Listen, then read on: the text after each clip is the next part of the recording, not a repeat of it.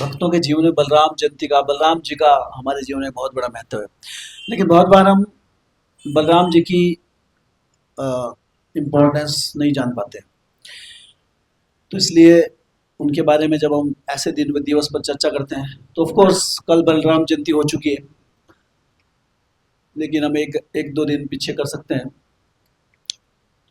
क्योंकि संडे आज है। तो कल क्लास नहीं हो पाई। नॉर्मली तो ऐसा होना चाहिए कि जिस दिन है बलराम, मंदिरों में तो वैसे ही होता है। हाँ, लेकिन क्या है कि भगवान की भक्ति क्या है, समय देश काल और देश और काल से परे है, समय के, है ना। तो जब भी भगवान की चर्चा होती है, जैसे कहते हैं हर क्षण भगवान श्री कृष्ण कहीं ना कहीं अवतार लेते हैं किसी ना किसी ब्रह्मांड में, उसी तरह बलराम भी कहीं ना कहीं उनसे 7-8 दिन पहले उसी ब्रह्मांड में हर क्षण अवतरित होते रहते हैं। आज भी हो रहे हो कहीं किसी ब्रह्मांड में, हमारे में तो हो गए कल, है ना, किसी दूसरे में अभी हो रहे हो, तो हम चल इसलिए हम आज उनकी ग्लोरिफिकेशन करेंगे। ठीक है।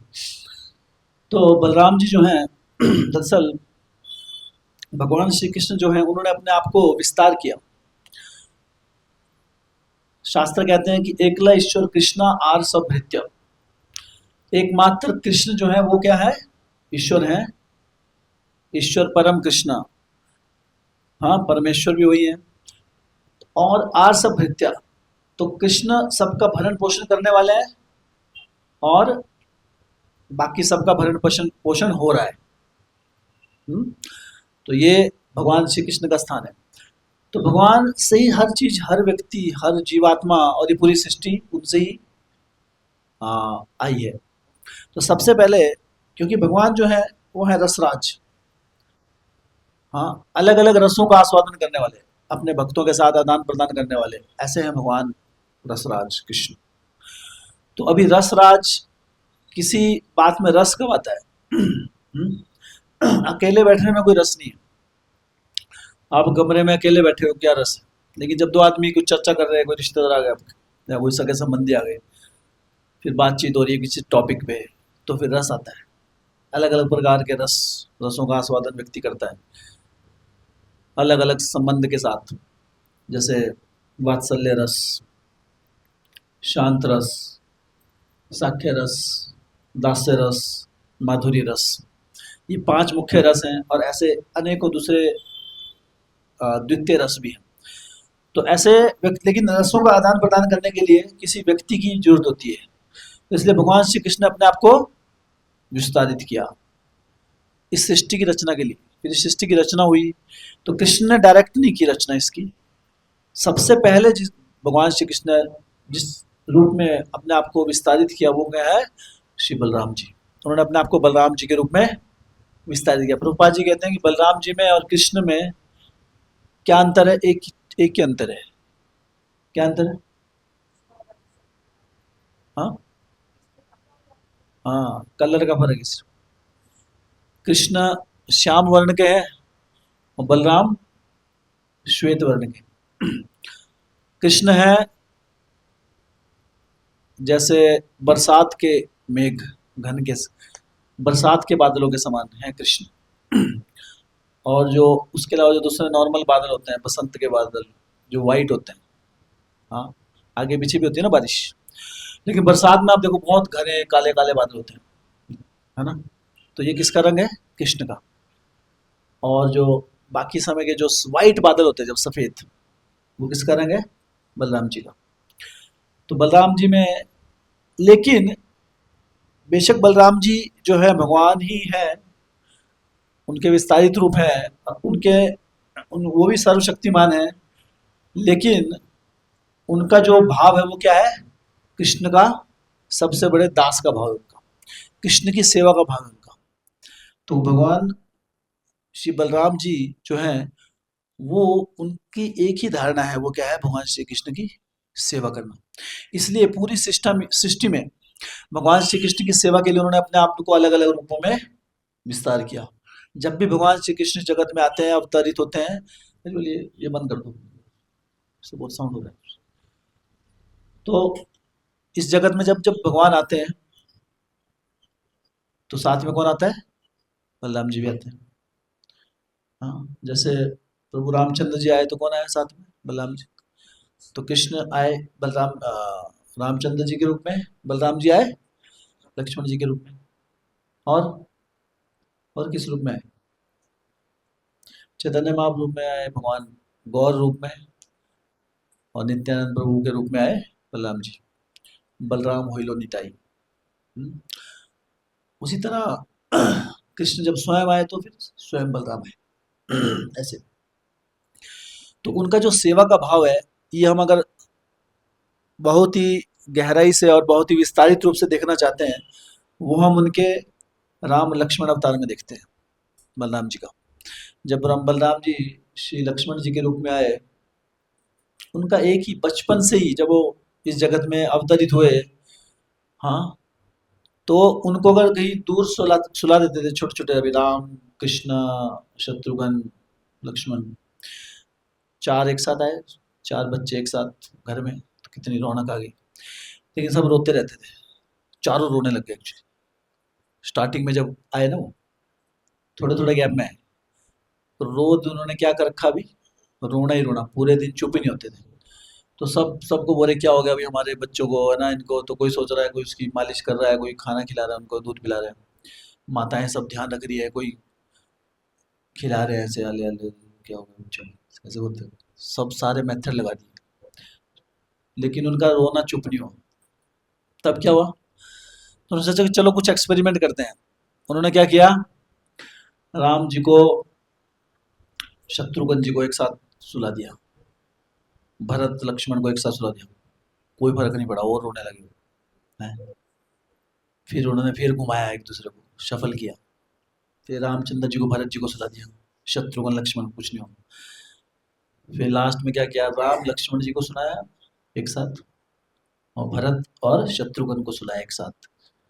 तो दोनों की एक दूसरे की तरफ देख के हंसने लगे। हम्म। उस दिन से उनका रोना चुप हो गया। लक्ष्मण जी को अपने प्रभु मिल गए रामचंद्र जी, और शत्रुघ्न जी का जो भाव था वो भरत के प्रति वैसे ही था। हम्म।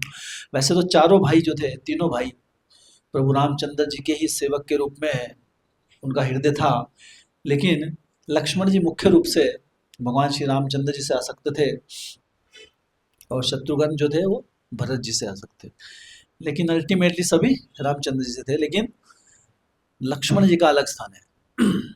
हाँ, तो जब वो लीला होती है, जब सब भगवान रामचंद्र जी को वनवास होता है, तो लक्ष्मण जी बोलते हैं, तो अभी किसको दिया था ये वनवास जाने का, जो बात हुई थी, है ना, वो रामचंद्र जी के साथ थी, कि कहीं ने किसको कहा था कि रामचंद्र जी को वनवास कीजिए। तो जो भी शपथ उन्होंने दी थी यार, क्या बोलते हैं, दशरथ महाराज को, तो उन्होंने दो चीज मांगी थी उसमें, कि आप रामचंद्र जी को वनवास भेज दो, और भरत को भरत को सिंहासन दे दो। तो जब बैनिश जैसे उनको वनवास की बात हुई, तो क्या हुआ, साथ में कौन आए, सबसे पहले कौन आए साथ में, लक्ष्मण जी। चलो भैया चलते हैं, है ना। 14 वर्ष के लिए एक राजकुमार, ऐसे नहीं थे वो, कोई गरीब आदमी थे, राजकुमार, सारी की सारी फैसिलिटीज, सब कुछ, हर जगह। किसी राजकुमार की क्या, राजा से भी ज्यादा एंजॉय कौन करता है, राजकुमार करता है। तो राजा को तो फिर भी टेंशन होती है ना राज्य को देखने, राजकुमार जो होते हैं बड़े सबसे ज्यादा आनंद में कौन होते हैं, किसी फैसिलिटी की उनको दिक्कत, हर प्रकार की फैसिलिटीज होती है उनको, हर जगह वाह वाही, हर जगह त्योहार बन रहे हैं, हर जगह गुणगान कर रहे हैं लोग उनका। हाँ, उनके शब्दों पर, उनको ऑर्डर पे हर चीज होती थी, जो उन्होंने आज्ञा दे दी वो उसका पालन होना ही होना है। ये स्थिति होती है राजकुमार की, इतना, है ना। सोचिए किसी की आप कैसी स्थिति हो ना, सब कुछ ऑर्डर में, एकदम ऑर्डर करो, और तभी एक दूसरे किसी को ऐसा, कि अभी आपको राजकुमार 14 वर्ष के लिए आपको वन में जंगल में रहना पड़ेगा। हाँ, तो क्या बोलेंगे, हाँ, ये तुम्हारे लिए, मेरे लिए तो है नहीं, है ना, कि ठीक है, आपकी प्रतीक्षा करेंगे, है ना, अच्छे से रहना वहां पर, कंबल वम्बल ले जाना, मच्छरदानी वगैरह, अच्छे अच्छे होते हैं हिमालय में। अच्छे अच्छी सलाह देंगे, लेकिन साथ में कुछ जाएगा। हाँ, लेकिन लक्ष्मण जी ने ऐसा कुछ नहीं कहा। मतलब राम अगर जा रहे हैं ना तो ये, और किसी को शक भी नहीं था इसमें कि राम अगर जा रहे हैं तो लक्ष्मण जी जाएंगे या नहीं जाएंगे, ये प्रश्न ही नहीं था एक्चुअली। लक्ष्मण जी तो जाएंगे जाएंगे। लक्ष्मण जी, क्योंकि मेरा जो श्वास है, मेरा जो जीवन है वो राम की, प्रभु रामचंद्र जी की सेवा है। उनके बिना मेरा जीवन है ही नहीं। हाँ, हाँ, सीता माता के लिए थोड़ी चर्चा हुई, जबकि सीता माता जी के लिए चर्चा होने की जरूरत नहीं थी, क्योंकि जहां पति है वहां पत्नी। हाँ, प्रभु रामचंद्र ने कहा कि अरे सीता, तुम तो राजकुमारी हो, है ना, तुम्हारे जो चरण हैं वो गुलाब से भी अधिक कोमल है। तुम जंगल में जाओगी, इतने कंकड़ पत्थर और इतने जंगली जानवर, ऐसा मौसम, है ना, और कोई सेवक नहीं है वहां पर, और सोने के लिए भी वहां पे कोई अच्छे, है ना, यहाँ तो मखमल के बिस्तर हैं सब कुछ, जंगल में तो पत्तों पे सोना पड़ेगा। तो सीता, तुम तो फिर प्रभु रामचंद्र जी को कैसे तो मनाया उन्होंने कि नहीं, हाँ, मेरे पिता की आज्ञा है कि मैं कभी भी प्रभु रामचंद्र जी की सेवा ना छोड़ूं, और मैं, मेरा जो धर्म है वो आपकी सेवा करना। लेकिन लक्ष्मण जी जो है वो बाय डिफॉल्ट क्या है, जहां रामचंद्र वहां लक्ष्मण। रामचंद्र जी का नाम लक्ष्मण के साथ ही आता है। और जब रामचंद्र जी गए 14 साल तक, लक्ष्मण जी जो थे, दरअसल जो बलराम जी हैं वो, उनका जो सेवा का भाव है, कैसा भाव है वो, गुरु के आदि गुरु है। He is the first Guru. He is the, Balram ji जो है, ही इज द रियल गुरु। उन्हीं से गुरु तत्व आगे आया है। जो भी गुरु तत्व हम देखते हैं किसका ही एक्सपेंशन है, किसका विस्तार है, बलराम जी का अवतार है, उनका एक्सपेंशन है। तो ये जो सेवा का भाव, इसका जब पराकाष्ठा है, ये किसमें देखते हैं हम, लक्ष्मण जी में, लक्ष्मण जी के माध्यम से। लक्ष्मण जी ने 14 साल तक सिर्फ बिना किसी डिमांड के, बिना किसी आर्ग्यूमेंट के सीताराम की सेवा की। किसी भी सारे कष्ट खुद झेले उन्होंने। हाँ, वो आगे चलते लक्ष्मण जी, रास्ता साफ करते करते, कोई कंकड़ पत्थर अगर चुभेगा तो उनको चुभेगा पहले, तो जो चुभ रहा है उसको हटा देते थे। जब मैंने मेक श्योर कि आगे बिल्कुल साफ है, तब बोलते कि आओ प्रभु, आप अब आप आइए आप, है ना। हाँ, उसके बाद जब चित्रकूट में पहुंचे रामचंद्र जी, सीता माता, लक्ष्मण, तो राम और सीता तो वहां पे सीनरी का आनंद ले रहे थे। चित्रकूट बहुत सुंदर जगह है, लेकिन लक्ष्मण जी का काम क्या था, लकड़ियां लेके आना, झोपड़ी बनाना, जंगल में जाके कंदमूल फल लेके आना, फिर भोजन पकाना। फिर रामचंद्र जी, सीता माई, उनके लिए बिस्तर तो भी कैसे, कपड़े तो थे नहीं वहां पे, पत्तों का बिस्तर बिछवाना वहां पे उनके लिए अच्छा सा, इतना, वो बिस्तर इतना अच्छा होता था कि, है ना, मतलब नॉर्मल गद्दों से भी बढ़िया, उस भाव से बनाते थे वो। और रामचंद्र लक्ष्मण जी, सीता माता सो जाते थे आराम से, इतना, इतनी सेवा के बाद। कभी लक्ष्मण जी रात को लक्ष्मण जी रामचंद्र जी के पैर दबाते थे, और बाहर पूरी रात पहरा देते थे कि कोई जंगली जानवर ना आ जाए या कोई और राक्षस ना आ जाए, है ना, प्रभु रामचंद्र जी की निंद्रा में भंग ना डाल दे। 14 साल तक लक्ष्मण जी सोए नहीं। क्यों? वो ये सहन ही नहीं कर सकते कि अगर मैं सो गया और पीछे से प्रभु रामचंद्र जी को कुछ हो गया कष्ट, तो मैं जी नहीं पाऊंगा एक्चुअली। उनका ये भाव था कि मेरी मृत्यु हो जाएगी अगर मेरे कारण, कि मैंने नेगलेक्ट कर दी अपनी सेवा। हम्म? और 14 वर्ष तक उन्होंने किसी भी एक भी चीज की डिमांड नहीं की प्रभु रामचंद्र जी ने उनसे, है ना। इतनी कोई सेवा करेगा तो कई बार मांग ही लेते हैं ना, कि मैंने आपकी इतनी सेवा की और आज तक कुछ नहीं मांगा है आपसे, आज मांग रहा हूँ।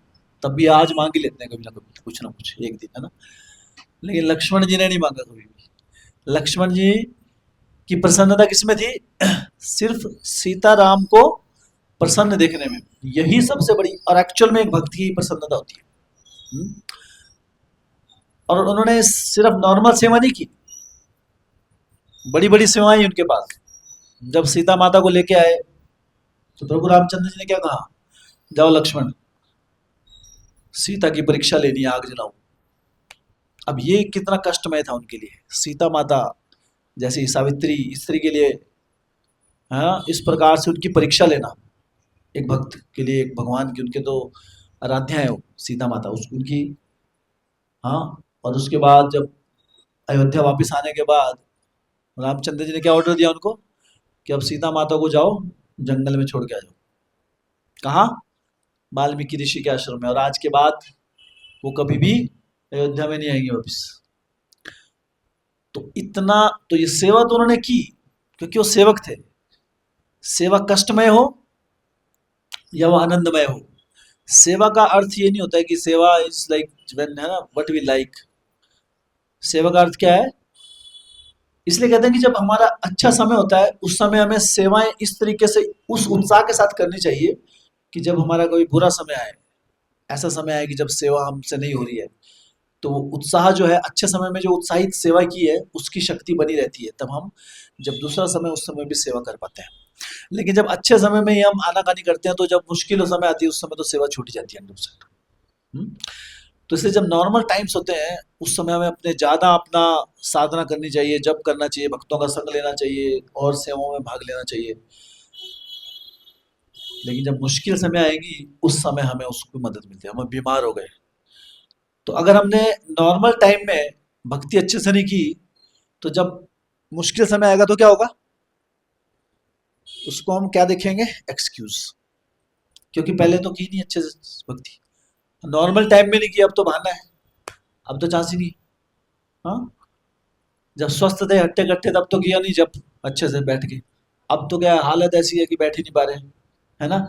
तो क्या होगा? जब छोड़ ही देंगे कि हम तो बीमार हैं।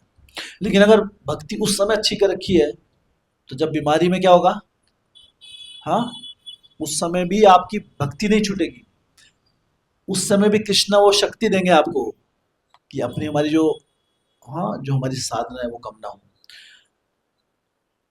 तो लक्ष्मण जी के उदाहरण से हम ये सीखते हैं कि किस प्रकार उन्हें हर, तो इतना कष्ट हुआ उनको, सीता माता को, सीता माता को पता भी नहीं था। सीता माता को बोले चलो मैया, प्रभु रामचंद्र ने कहा कि आपको थोड़ा सैर करने के लिए लेके जाते हैं जंगल में। पर सीता माता को ये नहीं पता था कि अभी वापस नहीं आएंगे, सैर एक वन साइडेड सैर है वो, एक साइड है, वापस नहीं आने वाले घर। और लक्ष्मण जी को पता था, पूरे रास्ते लक्ष्मण जी रोते रहे रथ चलाते हुए। लास्ट में उनको बताना पड़ा, तो इतने कष्ट सहे उन्होंने, सोचा कि बहुत हो गया अभी।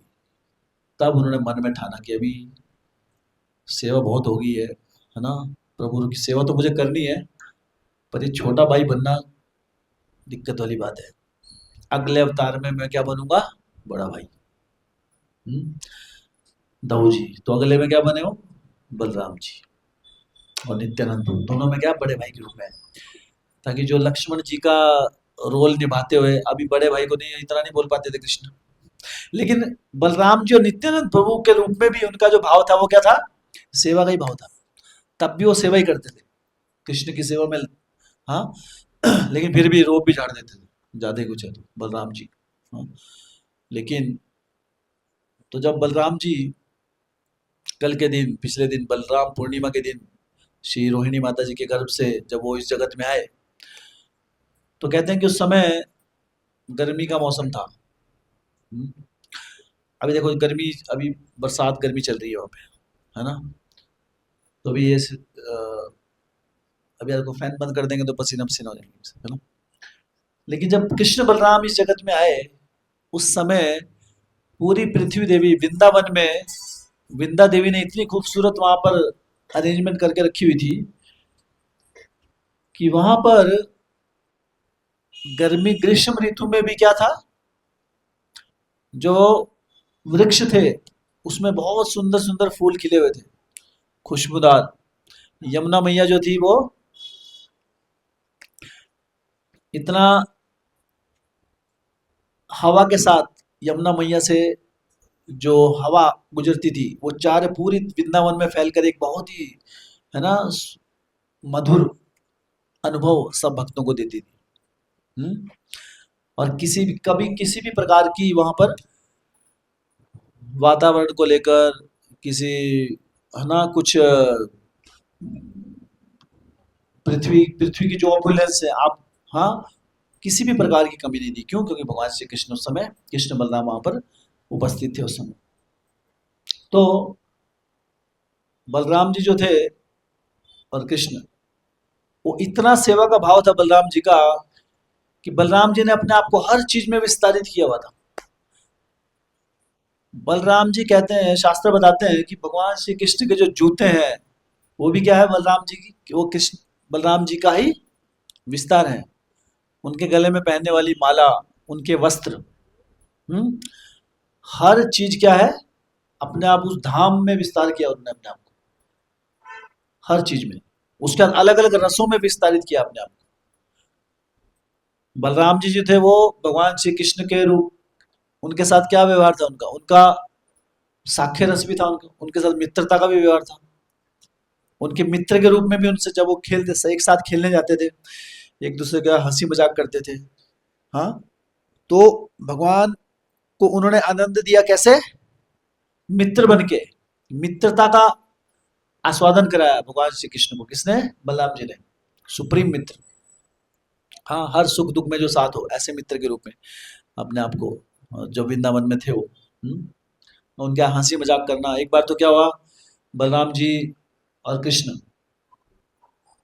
कुछ खेलने, अपने दोस्तों के साथ कुछ खेल जब क्रीड़ा करते थे तो एक दूसरे का बहुत मजाक करते थे। तो उन्होंने प्लान किया कि आज कृष्णा को चिढ़ाएंगे हम।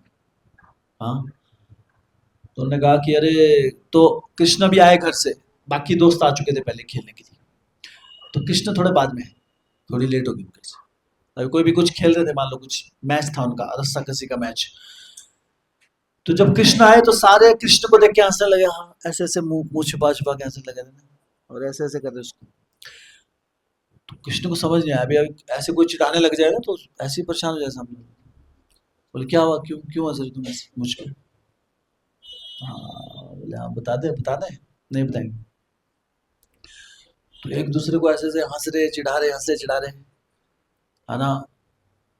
तो कृष्ण को रुला दिया उन्होंने, चिढ़ा चिढ़ा के।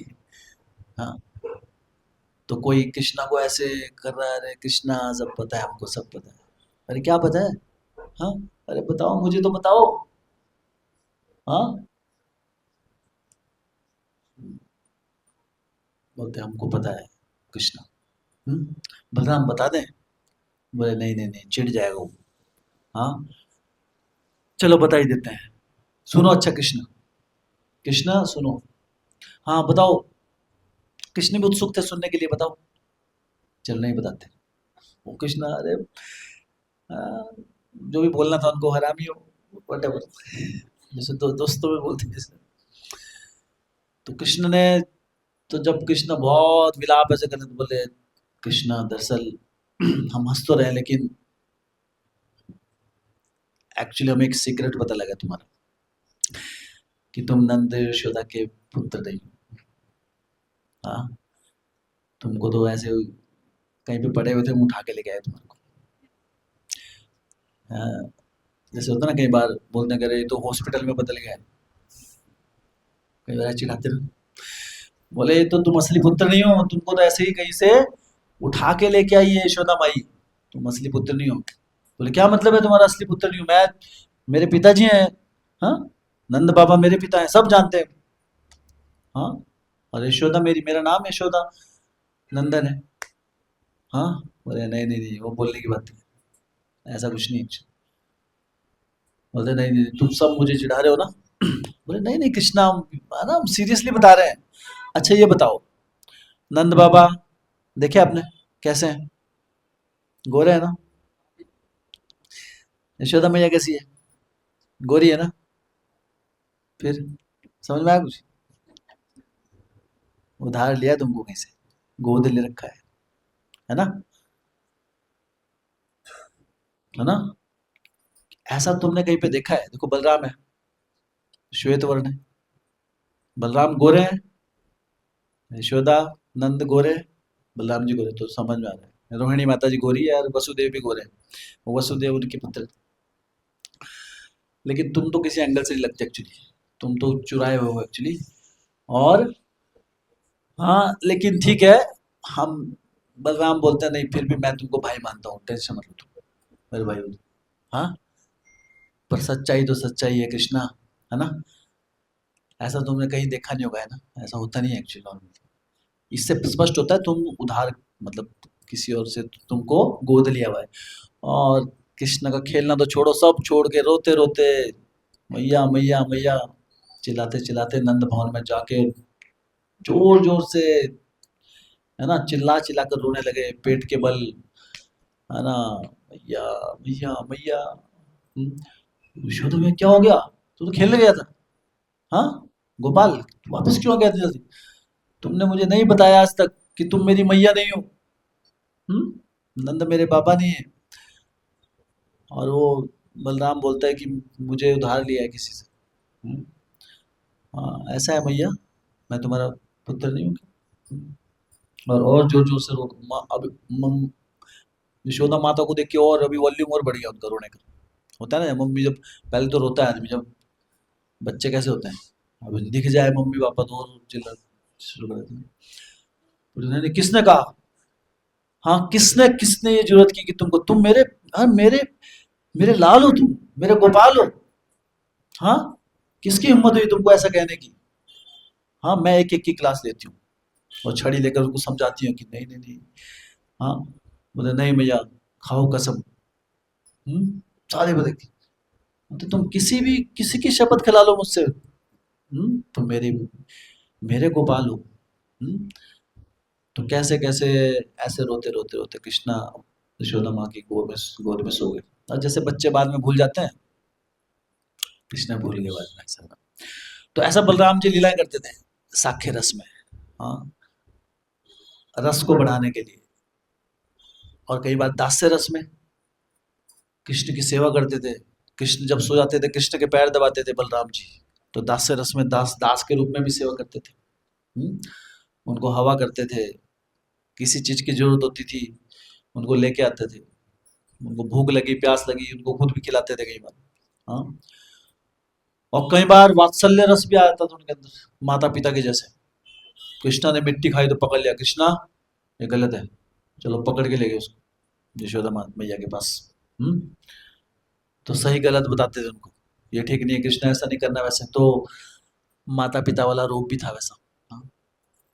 और माधुर्य लीला में भी उन्होंने अपने आप को विस्तारित किया अनंग मंजरी के रूप में, जो श्रीमती राधा रानी की छोटी बहन, जिनका, हाँ, जो स्थान है एटर्नल अबोर्ड राधा कुंड के पास, तो उन्होंने अपने आप को अनंग मंजरी के रूप में भी विस्तारित किया माधुर्य लीला में कृष्ण के साथ नृत्य करने के लिए, उस लीला में भाग लेने के लिए। तो इस प्रकार बलराम जी ने कोई ऐसा सेवा का मौका नहीं छोड़ा। हाँ, धीरे धीरे कृष्ण बलराम बड़े हुए। हाँ, बड़े होते होते थोड़े बड़े हुए तो क्या हुआ, हम जाने लगे जंगल में, जाने लगे वृंदावन में, अलग अलग वनों में। तो अब हमारे आचार्य बताते हैं कि हमारे जितने भी उस समय जब कृष्ण बलराम वृंदावन धाम में थे, तो कंस अलग अलग राक्षसों को भेजता था, राक्षसी को राक्षसों को। और वो राक्षस क्या करते थे, हाँ किस एक ही पर्पस था उनका, कृष्ण का, कृष्ण की हत्या करने के लिए भेजते थे। तो राक्षस जो होते हैं, एक्चुअल में राक्षस कौन है? शास्त्रों के अनुसार राक्षस कौन है? कौन है? हम्म, जो हमारे हृदय से कृष्ण को ले जाए, कृष्ण को मार दे। कृष्ण के लिए जो थोड़ा बहुत प्रेम है या थोड़ी बहुत कुछ भी भावना है हमारे अंदर, जो हमारे हृदय से उस भावना को कम करे या उसको छीन ले, उसका विनाश कर दे, एक्चुअल में वो राक्षस है। राक्षस जरूरी नहीं उसके बड़े दांत हो, है ना, उसके ऐसे बाल खड़े हुए हैं, बहुत लंबा चौड़ा वो काले रंग का एकदम। हाँ, वो जगन्नाथ कितने सुंदर लग रहे हैं, देखा आपने? मैं बार बार देख रहा हूँ। हाँ, कहाँ है राघव? अच्छा, बाहर गए। ओके। तो तो उन्होंने बस, दरअसल जगन्नाथ, बलदेव सुभद्रा महारानी, हाँ, अभी पहले कृष्ण अवतरित, कृष्ण का अवतरित हुआ कृष्ण जगन्नाथ बलदेव। तो ये हॉल जो है अभी स्पिरिचुअल वर्ल्ड बन गया है एक्चुअली। एक एक अवतार ले रहे हैं भगवान। एक अवतार हुआ कृष्ण ने ओरिजिनल फॉर्म, भगवान दूसरा, अभी तीसरा अवतार यहाँ पे होगा कुछ, देखेंगे बाद। तो राक्षस कंस भेजते थे, और कंस जब भेजते थे राक्षस, तो कृष्ण बलराम मिलके क्या करते थे, उस राक्षस को खेल खेल के मारते थे। ये उनका डेली का स्पोर्ट्स था, डेली एक्टिविटी। हाँ, डेली एक्टिविटी पूरी नहीं होती थी जब तक किसी का एक राक्षस का संहार ना हो जाए। तो कृष्ण बलराम सारे मित्र क्या करते थे, गाय को बछड़ों को चराते थे, उनका ध्यान रखते थे, फिर क्या करते थे, खेलते थे, अलग अलग प्रकार के स्पोर्ट्स खेलते थे वहां पे। उस समय टेलीविजन नहीं था, रेडियो, है ना, किसी भी प्रकार की सिस्टम नहीं थे उस समय। हाँ, उस समय क्या था, फूल पत कैसे खेलते थे वो कृष्ण बलराम और सारे ग्वाल बाल वृंदावन में, श्रीमद् भागवतम में वर्णन आता है। हाँ, कई बार पंछियों को देखकर कोई पक्षी आवाज करते थे, कोयल बोलती थी, तो उनकी उनकी नकल करते थे पीछे पीछे। हम्म? कोयल बर की आवाज निकाली, तोते आवाज, तो पीछे से उनकी आवाज निकालते, फिर बोलते थे चलो कौन हुबहू आवाज निकालता है, कौन एक जैसी उस पर्टिकुलर पक्षी की आवाज निकालता है। तो सब निकालते थे, सब निकालते थे। लास्ट में फिर कृष्ण जीत जाते थे, कृष्ण बिल्कुल परफेक्ट आवाज निकालते थे। कई बार कृष्ण दूसरे को जिता देते थे कि अरे वाह वाह वाह। फिर सब उसके लिए तालियां मारते थे। ये खेल होते थे पहले, और इन खेल में बड़ा आनंद होता था क्योंकि आदान प्रदान होता था, है ना। मोबाइल में कुछ आनंद नहीं है मेरे तो, नो प्लेजर इन दैट। लेकिन कृष्ण आपस में आनंद, खेलने में बड़ा आनंद। फिर और कैसे खेलते थे, मेंढक, बरसात में मेंढक होते थे तो मेंढक उछलते थे। तो जब मेंढक उछले तो सारे गोप एक लाइन में बना के उछलने जाते थे, उछल उछल के जाते थे। मेंढक उछला, और फिर देखते थे कि जैसे मेंढक उछलेगा वैसे हम उछलेंगे, तो मेंढक उछले तो सारे उछलते थे। हाँ, फिर पक्षी आते थे, हंस, उनकी एक्टिंग करते थे उनके जैसा कि हम भी हंस बन गए। फिर और खेलते थे, गेंद खेलते थे।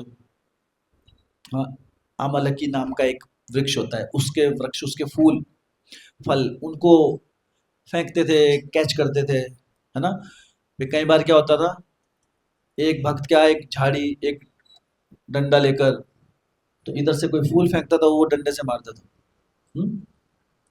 तो ऐसे अलग अलग खेल होते थे एक्चुअली।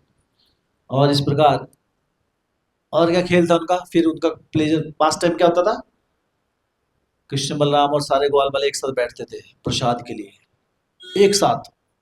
अकेले खाने में आनंद नहीं होता है। हाँ, अभी तो क्या होता है, अभी सब अलग अलग अलग खाते हैं, अपना अपना हिसाब से, अपनी थाली उठा के टीवी के पास चले गए, या मोबाइल लेके कहीं इधर कोने में चले गए, ये होता है ना। लेकिन एक साथ खाने में जो आनंद है, हाँ, वो आनंद अब खत्म हो गया है। कौन कौन आपके घर में एक साथ खाते हैं, सारे फैमिली मेंबर, किसके घर में, रीता माता जी के घर में, वंदना माता जी। हाँ, कई जगह दो ही फैमिली मेंबर है, कहाँ जाए। तो पहले बड़ी बड़ी फैमिली में एक साथ खाती थी, 5-7 भक्त एक साथ बैठ के, कुछ बांटने वाले। लेकिन फिर भी किसी किसी घर में जो ज्यादा एडिक्टेड नहीं है फोन टीवी से, वो खाते हैं ऐसे, है ना। और उसमें एक अलग आनंद है actually, अलग रस है। चर्चा करते हुए, एक दूसरे की टांग खींचते हुए, क्या बना दिया आज। हाँ, अब अकेले हैं तो किसकी टांग खींच लोगे ना, है ना। तो टांग खींचने में आनंद है,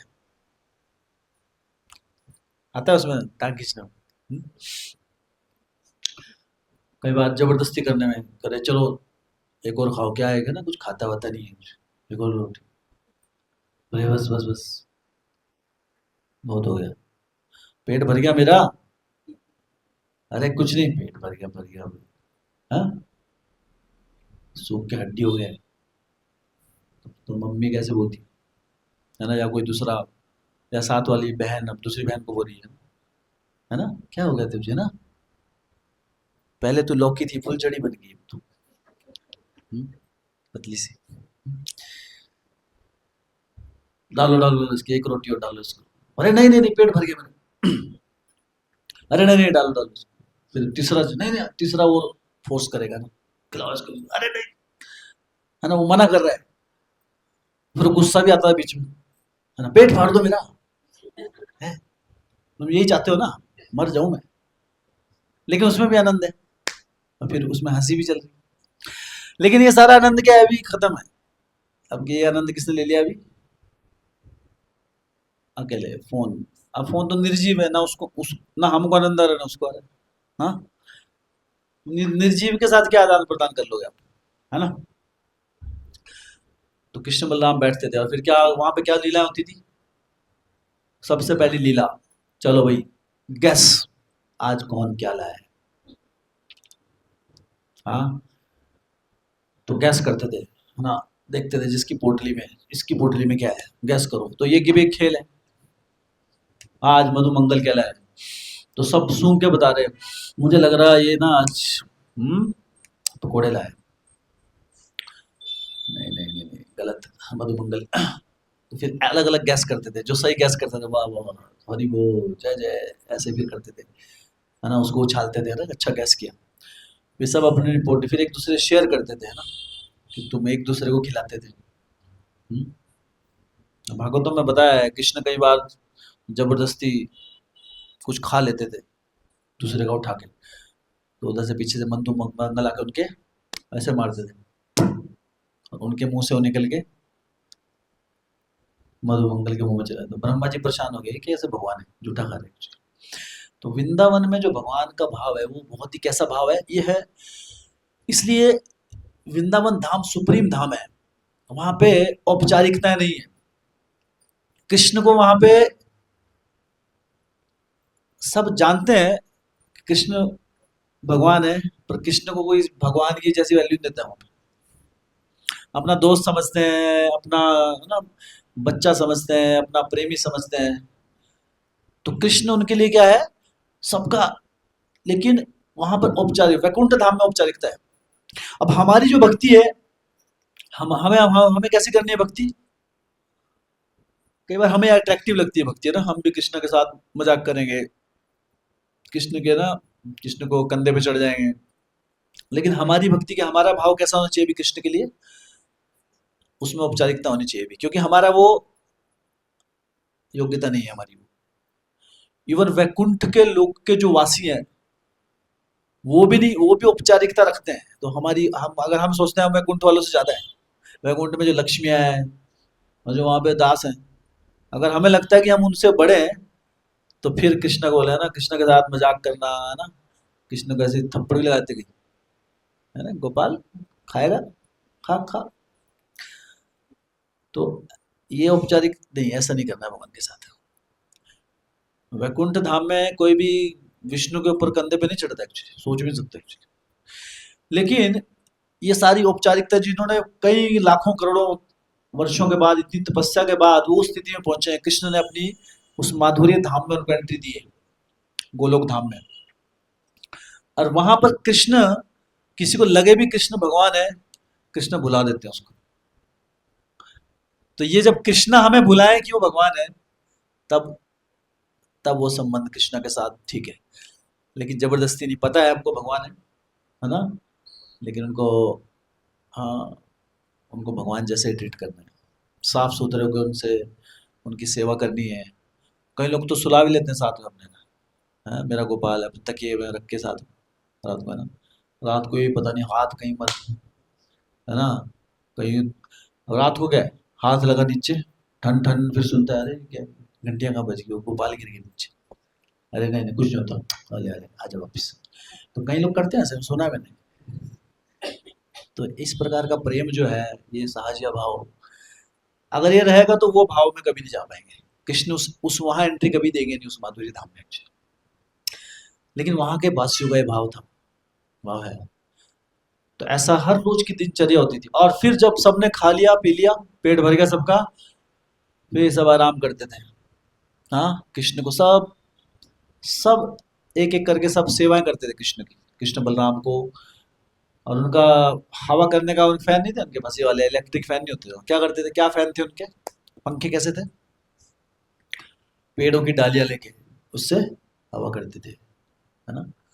तो सब कुछ माधुरी है वहाँ, सिंप्लिसिटी है वहाँ। कृष्ण को आपने कभी ऐसे नहीं देखा होगा सूट बूट में, तो बहुत ज्यादा गहने वहने पहन के, ये कैसे कैसे? हाँ, एक माला है, ये तो हम पहना देते हैं। कृष्णा ज्यादातर तो क्या है, कुंजमाला पहन के रहते हैं एक्चुअली, बस पीताम्बरी, और ऐसे हाई फाई वस्त्र नहीं पहने हुए, वस्त्र है ही नहीं, ऊपर तो ही नहीं, देखो। हाँ, माला है बस। सो ये कृष्ण का, लेकिन आपने विष्णु को नहीं देखा होगा कभी इसी स्टाइल में।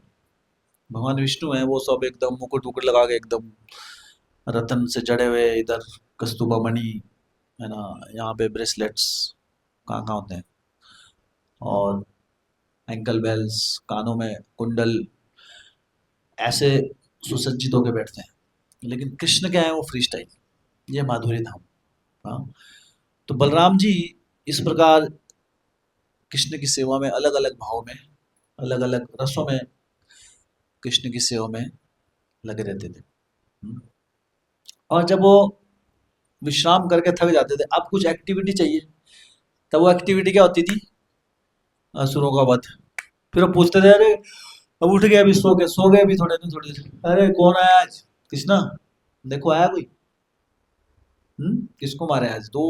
अब वो एडवेंचर था, अभी अभी थक गए, अब तो कुछ एक्टिविटी का टाइम आ गया, एनर्जी आ गई प्रसाद प्रसाद लेके। नाउ इट इज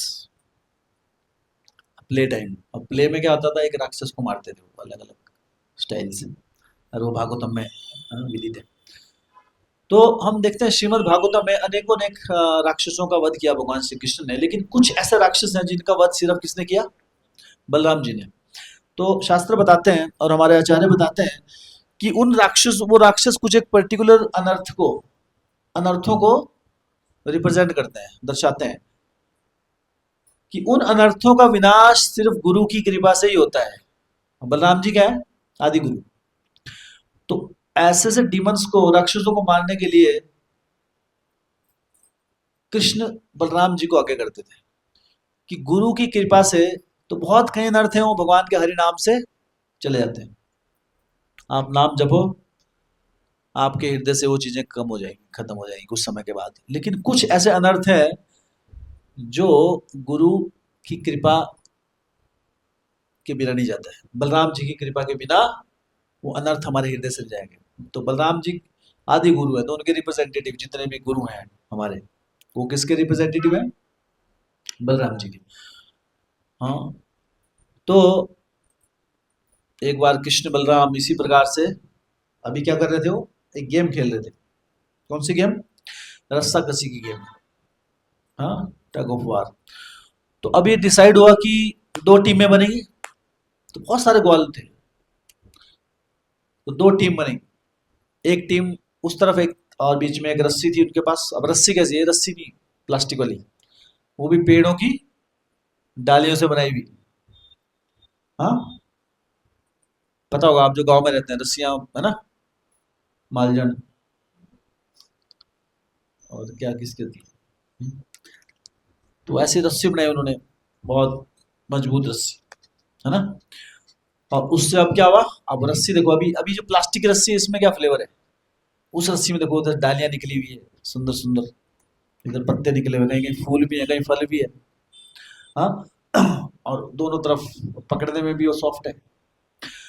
और अब टीम कैप्टन बना दे, तो कैप्टन उन्होंने सबसे अपने पसंदीदा कैप्टन बनाया, एक तरफ कृष्ण, एक तरफ बलराम जी।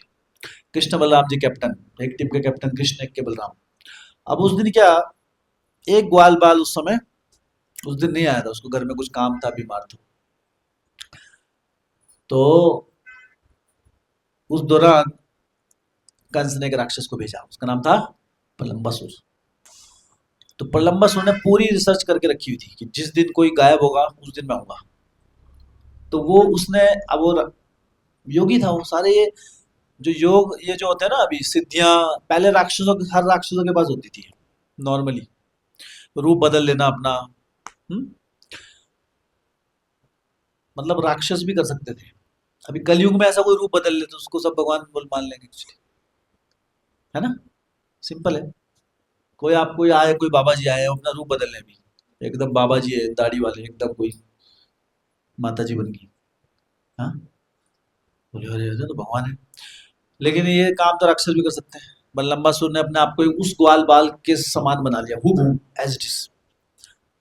और टीम में शामिल हो गए, है ना। कृष्ण बलराम ने पहचान लिया उनको, हृदय में पहचान लिया, लेकिन कुछ अभी कहा नहीं, कृष्ण ने उनको देख लिया। तो कई बार हम कृष्ण को मूर्ख बनाने का प्रयास करते हैं। हाँ, कई बार हम ऐसा शो करते हैं, ऐसा प्रयास करते हैं कि हम कृष्ण को मूर्ख बना देंगे या उनको ट्रिक कर देंगे हम कुछ, और कृष्ण हमको मौका देते हैं ट्रिक करने का, चलो दिखाओ क्या ट्रिक है तुम्हारी, और हमें लगता है हम जीत रहे हैं, ट्रिक कर रहे हैं, लेकिन एक लिमिट तक, उसके बाद पर्दाफाश कर देते हैं कृष्ण। तो इसी तरह प्रलंबासुर को भी इनवाइट आने दिया, ठीक है। तो किसकी तरफ है प्रलंबासुर ने सोचा कि अब मैं कहाँ जाऊं, तो कृष्ण से वो थोड़े डरते थे, तो कृष्ण की साइड हो गए, कृष्ण की साइड हो गए, बलराम जी की अगेंस्ट रस्साकसी में। रस्साकसी का खेल शुरू हुआ और अंत में बलराम जी की टीम जीत गई, कृष्ण की टीम हार गई उस दिन, ठीक है। तो कृष्ण की टीम हार गई मतलब प्रलंबासुर भी हार गया। अब क्या थी शर्त कि जो हारेगा, अभी क्या होता है, अभी यहाँ पे आजकल क्या होता है, कोई हारता है तो क्या करता है, पार्टी, होटल में जाके समोसे खिलाए गए होते हैं। उस समय क्या होता था, पीठ पे उठा के पीठ पे उठा के दौड़ना पड़ेगा, इसमें ज्यादा आनंद है। आजकल किसी की पीठों में इतना दम है ही नहीं, उठा ले किसी को, है ना, ऐसी कड़कड़ हो जाएगी। तो बलराम जी ने बलराम जी को उठाने का किसको मिला, प्रलंबा सुनेगा कि मैं तो बलराम जी को उठाऊंगा, बलराम को उठाऊंगा। बलराम जी को उठाया और लगे दौड़ने, उनको ये बताया कि घूम फिर के वापस वहीं पे आना है। तो चलने लगे। अब देखा कुछ समय के बाद बलराम जी ने नोटिस किया कि ये तो कहीं दूसरा रास्ता पकड़ लिया इसने, डिसाइड कुछ और हुआ था, ये तो कहीं और जंगलों में जा रहा है, बीच बीच। और जाते तो बलराम जी तो भगवान है, उन्होंने देख लिया कि ये कोई आम ग्वाल बाल नहीं है, ये तो राक्षस है। बलराम जी ने अपने आप को एक पर्वत के समान भारी कर दिया, हाँ, इतना भारी कर दिया। और प्रलंबासुर फिर भी उनको लेके चल रहे थे। तो प्रलंबासुर को आम राक्षस ना, पर्वत को कौन उठा सकता है, प्रलंबासुर उठा सकता है। तो प्रलंबासुर ने भी अपना शरीर को इतना विशाल काय असली राक्षस के रूप में आ गया अपने, हाँ, बड़ी बड़ी लाल आंखें, बिखरे हुए बाल, हाँ, बड़े बड़े नाखून, हाँ। आपने अगर प्रलंबासुर की फोटो देखी है कृष्णा किताब में, उनके नाखून देखना कभी, हाँ। तो कई लोग तो नाखून रखते हैं ना अपने पैर के, हाँ, बड़े बड़े रखते हैं, नहीं काटते नहीं टाइम से। तो प्रलंबासुर से प्रेरित होकर ऐसा होता है, प्रलंबासुर की कृपा होती है। तो प्रलंबासुर के, है ना, और बड़े बड़े दांत, और इस तरह उठाकर और जोर जोर से चिल्लाने लगते हैं कि बलराम, हाँ, आज तुम्हारा अंत निश्चित है मेरे द्वारा। और इस प्रकार उनको अलग अलग प्रकार से डराने का प्रयास करते हैं। अब बलराम जी क्या करते हैं, बलराम जी को, अब कृष्ण बलराम के लिए राक्षसों को मारना क्या था, एक खेल था, हाँ। तो ये एक ही एक राक्षस है जिसके साथ ज्यादा खेल हुआ नहीं। जैसे नॉर्मली कृष्ण बलराम खेलते थे पहले राक्षसों के साथ ना, एकदम नहीं मारते थे, थोड़ा टाइम से मारते थे। लेकिन बलराम जी को कुदरती बहुत गुस्सा आ गया उनको, कह रहे ये ना मेरे को उठा के कहाँ लेके आ गए। बलराम जी ने एक घूसा मारा उसको, वो खत्म। श्री बलराम जी की जय। और इस प्रकार बलम्बासुर का मतलब एक ही वार में धराशयी हो गया, इतना बड़ा। ओके, बलराम जी ने अपने अपने आप को विस्तारित नहीं किया, वो छोटे से ही थे, छोटे बालक, 7-8 साल के जितने थे वो। पर लंबासुर इतना विशाल काय राक्षस, वो धराशयी हो गया। तो शास्त्र बताते हैं, मुख्य रूप से भक्ति विनोद ठाकुर इसके ऊपर एक उन्होंने लिखा है कि कौन कौन से राक्षस किस किस अनर्थ को रिप्रेजेंट करते हैं। तो जैसा भी चर्चा करते हैं कि कुछ ऐसे अनर्थ हैं जो बलराम जी की कृपा से ही उनका विनाश हो सकता है। तो प्रलंबासुर जो है वो किस चीज को दर्शाता है, प्रलंबासुर दर्शाता है काम वासनाओं को और मान सम्मान प्राप्त करने की भावना को, अपने लिए मान सम्मान की भावना, एंड लस्टी डिजायर्स, काम वासना है। इसका विनाश जो है गुरु की कृपा से नहीं हो, के बिना नहीं हो सकता। जब तक, हाँ, तो भगवान बलराम जी जो है उन्होंने क्या किया, अपने गुरु तत्व में, हाँ, तो उन्होंने अपने आप को गुरु तत्व में को विस्तार किया है। तो इसलिए जब हम, इसलिए क्या कहते हैं, गुरु धारण करना होता है, दीक्षा लेनी होती है, या गुरु शिष्य परंपरा में हमको सुनना है, क्यों बोलते हैं हम सब कुछ? अगर कुछ महत्व ही नहीं है, सीधा ही शास्त्र पढ़ के हो जाता है, फिर तो गुरु का रोल ही साइड में होती है। क्योंकि कुछ अनर्थ हमारे हृदय में ऐसे हैं जो सिर्फ गुरु की कृपा से ही उनका विनाश होता है। और उसमें से एक अनर्थ है लस्टी डिजायर्स, काम वासनाएं, और मान सम्मान की भावना अपने लिए। हाँ, तो जो व्यक्ति गुरु अपराध करता है या फिर गुरु का शरणागत नहीं होता है, सीधा बोले हम तो कृष्ण से संबंध है हमारा तो डायरेक्ट, तो उसके हृदय में ये काम वासना नहीं जाती एक्चुअली, और ना उसके हृदय से मान सम्मान की भावना जाती। आपने देखा होगा कि बहुत जगह सेल्फ मेड जो गुरु होते हैं, जिनके कोई गुरु नहीं है, वो ज्यादातर, हाँ, वे बेचारे के स्कैंडल में फंस के जेल में जाते हैं, तो या मान सम्मान के लिए अपने, है ना, नाम कमाने के लिए कुछ भी करते हो, अपने अनुयायी को कुछ शिक्षा नहीं देते हैं, बस अपना नाम फॉलोअर इकट्ठे करने में उनका मकसद होता है। तो ये अवगुण उनके अंदर आते हैं परमानेंट, जो गुरु शिष्य परंपरा में नहीं आता एक्चुअली। हाँ, बहुत सेल्फ मेड गुरु हो जाता है ना, जैसे उनका कोई गुरु ही नहीं ऊपर, या बोलने के लिए वो मेरे गुरु हैं, लेकिन वो भी अपनाया नहीं उन्होंने। हाँ, तो वो मोस्टली ऐसे जो व्यक्ति है, वो, उनका पतन इससे हो जाता है, काम वासनाओं से, और अभिमान, अपने लिए मान सम्मान की भावना, ये चीजें उसको गिराई थी, ये चीजें हृदय से नहीं जाती एक्चुअली।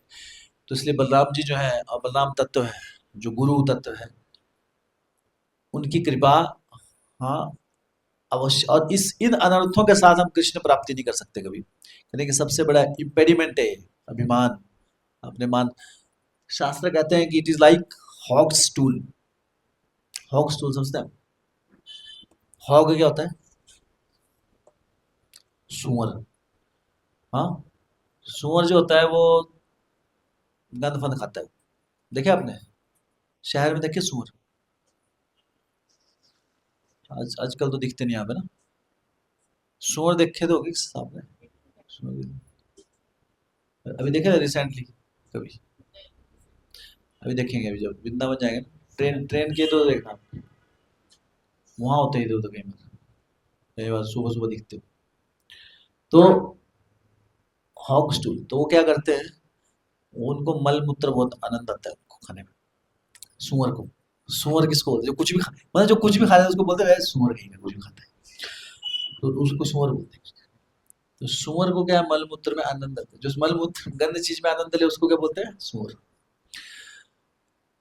तो और फिर वो मल मूत्र का त्याग करता है बाद में। हम्म, तो कहते हैं कि जो हॉग स्टूल होता है, मल मूत्र सुअर का, वो सबसे गंदा होता है। वो मल मूत्र को, समझ रहे आप, सेकंड टाइम है वो, सेकंड मलमूत्र खाएगा, फिर वो मलमूत्र उससे आएगा, तो वो, और अपने लिए मान सम्मान की भावना क्या है, उसका आस्वादन करना। तो अभी ध्यान रखना, अभी कभी ये राधानाथ महाराज कहीं लेक्चर में बोलते हैं इसको, who is desiring to test hawks too, किसकी इच्छा है। तो अपने लिए जिसकी, तो ये मान सम्मान की भावना होती है तो कोशिश करना, लेकिन जब आती है भावना तो क्या होना कि अरे दिस इज, तो एक दिन घृणा आएगी उससे, तभी चांस है। तो उसका बहुत स्वाद नहीं लेना, उसमें स्वादिष्ट चीज नहीं हो, ठीक है। तो ये है प्रलंबासुर, और इसका विनाश कौन, किससे होता है? गुरु तत्व से। जब हम गुरु शिष्य परंपरा में, और गुरु की कृपा कैसे आती है? आज्ञाओं का पालन करके। गुरु का मकसद है, बलराम जी का क्या मकसद है? बलराम जी सिर्फ हमको किसमें लगाना चाहते हैं? कृष्ण की सेवा में, खुद कृष्ण के सेवक है। हाँ, उसी तरह गुरु जो प्रमाणिक गुरु है, कोई भी वो ऐसा गुरु, गुरु कहलाने लायक नहीं है जो शिष्यों को अपनी सेवा में लगाए। असली गुरु कौन है? जो कृष्ण की सेवा में लगाए। जय श्रील प्रभुपाद जी। हाँ, उनको, उन्होंने अपने लिए कुछ नहीं किया प्रभुपाद जी ने। आप देखो प्रभुपाद जी जो थे, अपने लिए उनका, अगर भक्ति मार्ग में भी अपने लिए अगर वो कुछ करना चाहते तो वृंदावन में बहुत आराम से थे वो, लेकिन उन्होंने वृंदावन ही त्याग दिया। आज के दिन, आज के दिन क्या करा उन्होंने? जलदूत, में चढ़ गए, अमेरिका के लिए रवाना हो गए। सब अपना इतनी बूढ़ी उम्र में सब कुछ अपना आराम त्याग कर कर अपना धाम, प्रिय धाम। और एक तो है हम लोग तो क्या जाते हैं धाम में, तो अगर हमारी अच्छी भावना नहीं होगी हम घूम फिर के आ जाते हैं, कई बार फ्रस्ट्रेट होके भी आते हैं, बहुत दिन हो गए, अरे अरे कब यात्रा खत्म नहीं हो रही, ऐसा भी लगता है। हाँ,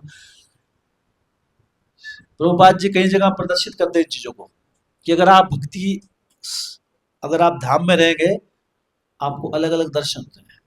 राधा दामोदर मंदिर में रहते थे, एक अभी कोट भेजा था किसी ने, किसने भेजा था?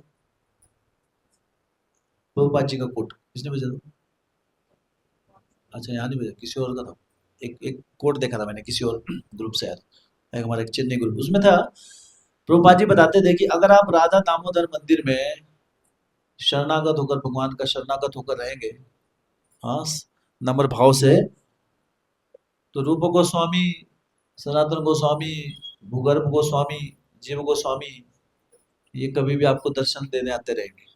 आप उनको डायरेक्ट दे सकते हैं, उनसे डायरेक्ट पूछ सकते हैं क्वेश्चन आंसर सेशन, है ना, कि रूप गोस्वामी जी चैंटिंग अच्छे से कैसे करूँ, रूप गोस्वामी, हाँ, कोई डाउट आ रहा है सीधा डाउट क्लियर, रूपा जी प्रमाणिक रूप से बता रहे हैं, कोट है उनका, अगर है तो भेज भेज देना उसको। तो वो कहते हैं कि राधा दामोदर मंदिर में ये चमत्कार नॉर्मल है। और प्रभुपाद जी क्या कहते हैं उसमें, कि मैं राधा दामोदर के उस छोटे से कमरे में हमेशा हूँ, अगर आप सिंसियर है आप मुझसे बात कर सकते हो, you can see me there. हाँ, तो प्रभुपाद जी से मिलना है किसी को, become sincere and go to Radha Damodar small room. देखा आप लोगों ने किस किसने उस रूम में गए, ठीक है ना? तो उस रूम में प्रभुपाद जी का सामान पड़ा है अभी, लेकिन प्रभुपाद जी भी है वहाँ पे, you can take direct instruction. कहीं पे लगे ना कि प्रभुपाद जी समझ नहीं आ रहा है कुछ, है ना। एनीवे, साहजिया नहीं बनना है अपने को। हम्म? कहीं ऐसे नहीं, प्रभुपाद जी से मिल गए आज। हम्म? रूप गोस्वामी बाजू में बैठे थे, सनातन जी को प्रसाद ले रहे थे। हाँ, तो वैसे नहीं, लेकिन अगर जैसे रियलिटी वृंदावन धाम जो है अभी भी वहाँ पे सारे राधा कृष्ण की लीलाएं अभी भी चल रही है वहाँ पे, सारे आचार्यों की कृपा अभी भी वहाँ पर जुड़ी हुई है। सिर्फ तो प्रॉब्लम कहाँ है, हम क्यों नहीं देख पाते? हाँ, अभी हमारा उतना हृदय में जो कल्मश है, काम क्रोध, ये जो डिमंस है, प्रलंबासुर, पूतना, अघासुर, ये सारे के सारे राक्षस बैठे हुए हैं। और इसका वध कौन करेंगे? कृष्ण बलराम। और इसमें जो बहुत ही भयंकर डीमन है, हाँ, वो कौन है? प्रलंबासुर, जिसका वध किसने किया? बलराम जी ने। और बलराम जी के जो, तो इसलिए बलराम जी आदि गुरु के रूप में, गुरु तत्व के रूप में हमेशा हमें मदद करने के लिए तैयार है, हमें उनका शरणागत, इसलिए बलराम जी को भी नहीं भूलना है कभी। इसलिए कहते हैं कि चैतन्य महाप्रभु की कृपा प्राप्त करनी है तो नित्यानंद प्रभु जो है, वो कौन है? बलराम है। उनकी कृपा के बिना, और चैतन्य महाप्रभु प्रभु की कृपा नहीं मिली कलयुग में तो कुछ नहीं, तो हमारा कोई अस्तित्व भी नहीं है। उन्हीं की कृपा से ही हम सांस ले रहे हैं भक्ति में। हाँ, हरिनाम में रुचि जो है, भगवान का कृष्ण प्रेम है, राधर महिमा, प्रेम रस सीमा, ये सिर्फ चैतन्य महाप्रभु ही हमें प्रदान कर सकते हैं। हाँ, उनकी जब कृपा होती है। हम्म, तो इस प्रकार से बलराम जी ने प्रलंबासुर का वध किया। ऐसे अनेकों अनेक डिमंस, राक्षस जो आए, उनका वध हुआ। हाँ, एक एक उसमें से राक्षस था द्विधा, द्विविधा गुरिल्ला, द्विविधा गुरिल्ला, सुना है आप लोगों ने? किसने सुना है? किस किस? अच्छा, बाकी नहीं सुना? हाँ, बड़ी दुविधा है, दुविधा नहीं सुना। कृष्णा बुक नहीं पढ़ी अभी तक? जैसे कृष्णा बुक खरीद लो आप। कृष्णा बुक जो है एक बार पढ़नी चाहिए सबको। प्रभुपाद जी का हार्ट था इसमें, पहली बुक थी ये। प्रभुपाद जी ने के एक अनुयायी जॉर्ज हैरिसन ने उसको स्पॉन्सर किया, तो कैसे तो ये छपी थी। प्रभुपाद जी ने बहुत, प्रभुपाद जी ने श्रीमद् भागवतम को, पूरी भागवतम जिससे नहीं पढ़ी जा रही है, बोला पता नहीं जीवन में पढ़ पाएंगे नहीं, बहुत बड़ा लिटरेचर है, सबको अपनी पेस का पता है। जो जो भागवत घर में लेके गए हैं, उनको पता होगा कब से वैसी पढ़ी और कितना टाइम लगता है पढ़ने। तो भागवतम सेट है हमारे पास, भागवतम जिंदगी में एक बार पढ़ना है, और अभी आपको डिस्काउंट रेट पे मिल जाएगी। ठीक है, तो भागवतम में तो पूरी कृष्ण लीला है, लेकिन दसम दशम स्कंद जो है वो बहुत इंपॉर्टेंट है। वो कृष्ण का मुख है, मुख के समान है। जैसे कृष्ण के चरण, कृष्ण के जैसे जो प्रथम स्कंद कृष्ण के चरण, फिर कृष्ण के घुटना घुटने हो गए सेकंड स्कंद है ना, कृष्ण की जंघाएं थर्ड, फिर पेट, और ऐसे जो 10वां स्कंद है वो क्या है? कृष्ण का लोटस फेस, कमल मुख। उस कमल मुख को शिला प्रभुपाद जी ने और उस कमल की खूबसूरती बनाकर कृष्णा बुक लिखी है। उसमें कृष्ण की लीलाएं हैं, ये सारे पास टाइम, तो उसमें वर्णन आता है। श्रीमद् भागवतम ही है। द्विविधा गोरिल्ला, तो द्विविधा जो गोरिल्ला था, इसका वध भी किसने किया? बलराम जी ने। तो वो क्या करता था, वो एक्चुअली रामलीला में वो क्या था, वो जितनी भी वानर सेना थी उसमें से ही एक भक्त था, वो राम भक्त। और उन्होंने रामचंद्र जी को जिताने में जो भी उस लीला हुई, रावण रावण का संहार हुआ, उसमें लीला में उसने बढ़ चढ़ के भाग लिया। मतलब इतनी सेवा की उन्हें। अगले जन्म में क्या बन गया वो कृष्ण लीला में? राक्षस द्विधा। ये क्यों हुआ उसके साथ, पता है किसी को? हाँ, यस। तो उसको क्या है, राम जी अच्छे लगते थे, लक्ष्मण जी लगते थे अच्छे। मतलब उसको कृष्ण चाहिए थे, बलराम नहीं चाहिए थे। समझ रहे आप? बनना है किसी को दुविधा अगले जन्म में, करना किसी को। देखा आपने गोरिल्ला कैसे करता है वो?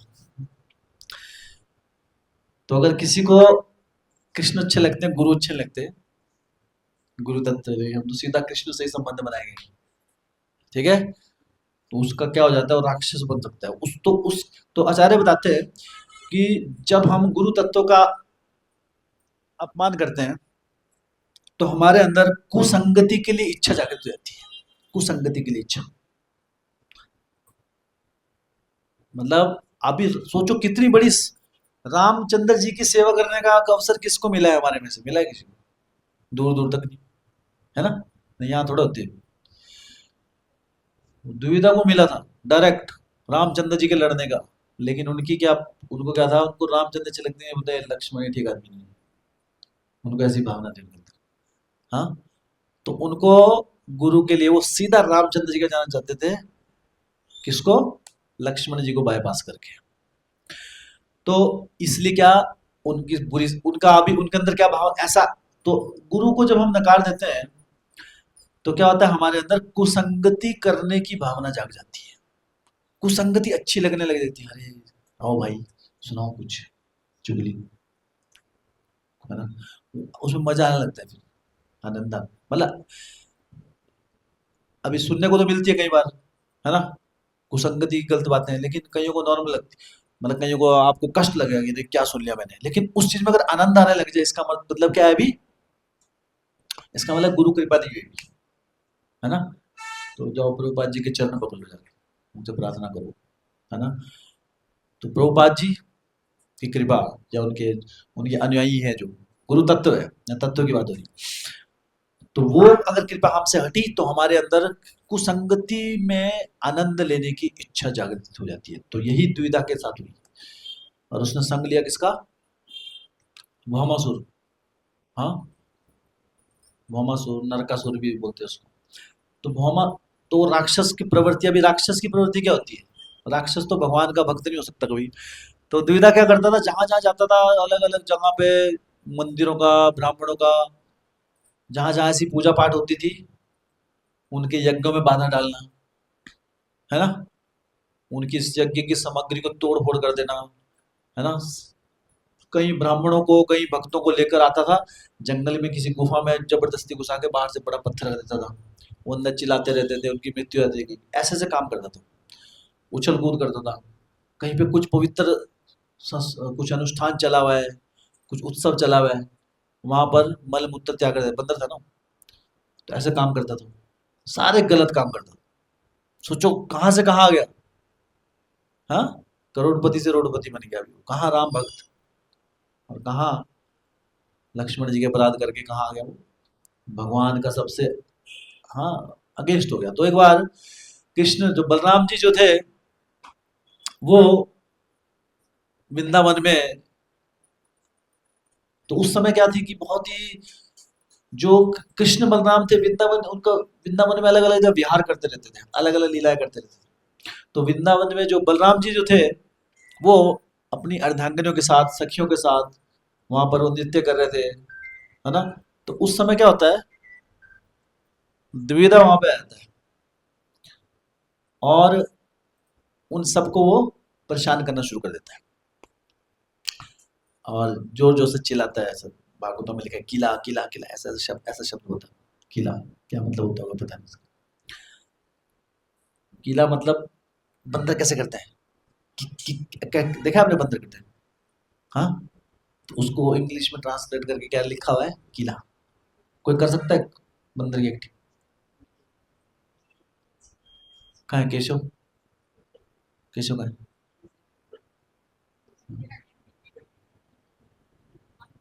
हाँ, चलो एनीवे, कर लेगा वो फ्री स्टाइल है तो। मुझे अभी भी याद है जब हम वहाँ गए थे, याद है आपको, जब हम एक चक्कर धाम गए थे। एक चक्कर धाम में संगीत राम का लेक्चर चल रहा था एक पेड़ के नीचे। तो कौवे चिल्ला रहे थे, हम कहा पेड़ था वो, पेड़ था वो, पेड़ था वो। तो लेक्चर चल रहा था वहाँ पे, एक चक्कर धाम में बैठे सारे भक्त, तो मुझे लेक्चर दे रहे थे। हम सब भी बैठे हुए थे, तो पीछे से कुछ पक्षी वक्षी थे, छोटे से थे, केशव को भी छोटे थे उससे। तो जोर से चिल्लाते, बीच बीच में तो उनको नॉलेज है उनको कब क्या करना पड़ेगा। आती है बंदर की एक्टिंग, आती है बंदर कैसे करते हैं, हाँ? अच्छा सर, बंदर बंदर बंदर जब देखा गया, बंदर जब चिल्लाते हैं एक दूसरे की तरफ तो कैसी आवाजें निकालते हैं, हाँ। हाँ थोड़ा कुछ करके तो अगर निकलती है तो, हाँ? तो उसके उस दिन के बाद सब सीख गए कि कौवे अगर कहीं ऐसा हो तो उसको उड़ाना कैसे है। ट्रेनिंग दे दी इन्होंने सब, हाँ। तो भक्तों ने पहली बार सुना होगा इस टाइम से, हम लोग तो सुनते रहते ना गाँव में।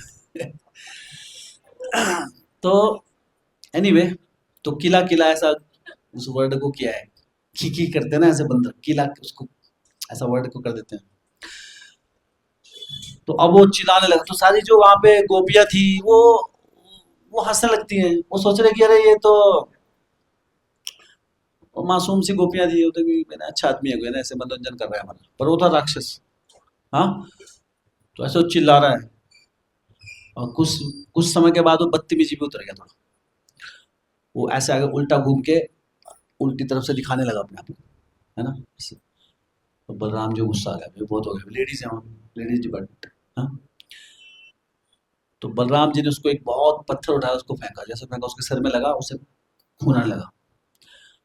उसको इस बात का भी अभिमान हो गया कि अरे ये तो मेरे बॉडी पे डेकोरेशन है, लाल रंग आ रहा है जैसे किसी पहाड़ से, हाँ, कई बार कोई लाल, हाँ, लावा निकलता है, तो ऐसा।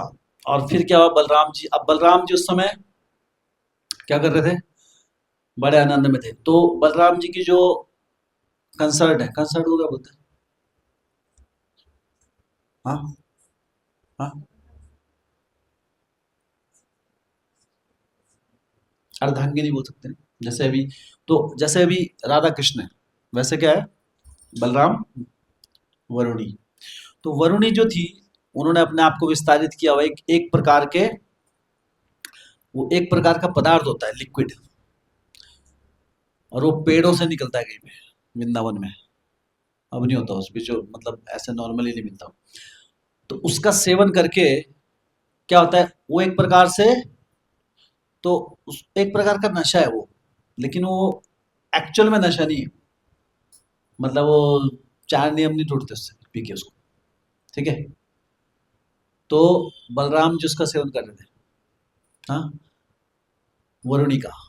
वरुणी कौन है, उनकी पत्नी है, उससे उन्होंने मतलब जैसे भी बलराम जी ने अपने आप को विस्तार किया वृंदावन धाम में, उसी तरह वरुणी जो माता जी जो है, उन्होंने अपने आप को विस्तार किया वरुणी बेवरेज में। क्या बोले बेवरेज? पान। हाँ, पेय। पेय है एक प्रकार। तो शास्त्र बताते हैं कि ये सेलेस्टियल है, ये आम इस भौतिक जगत का नहीं है कुछ ऐसा, मतलब वो नहीं है ठेके की दारू। हाँ, इसको कई बार ऐसा सोच लेते हैं कि बलराम जी नशा करते थे। एक बार एक मुरारी बापू करके कोई, जानते हैं आप? कौन कौन जानते हैं? कौन कौन भक्त है उनका?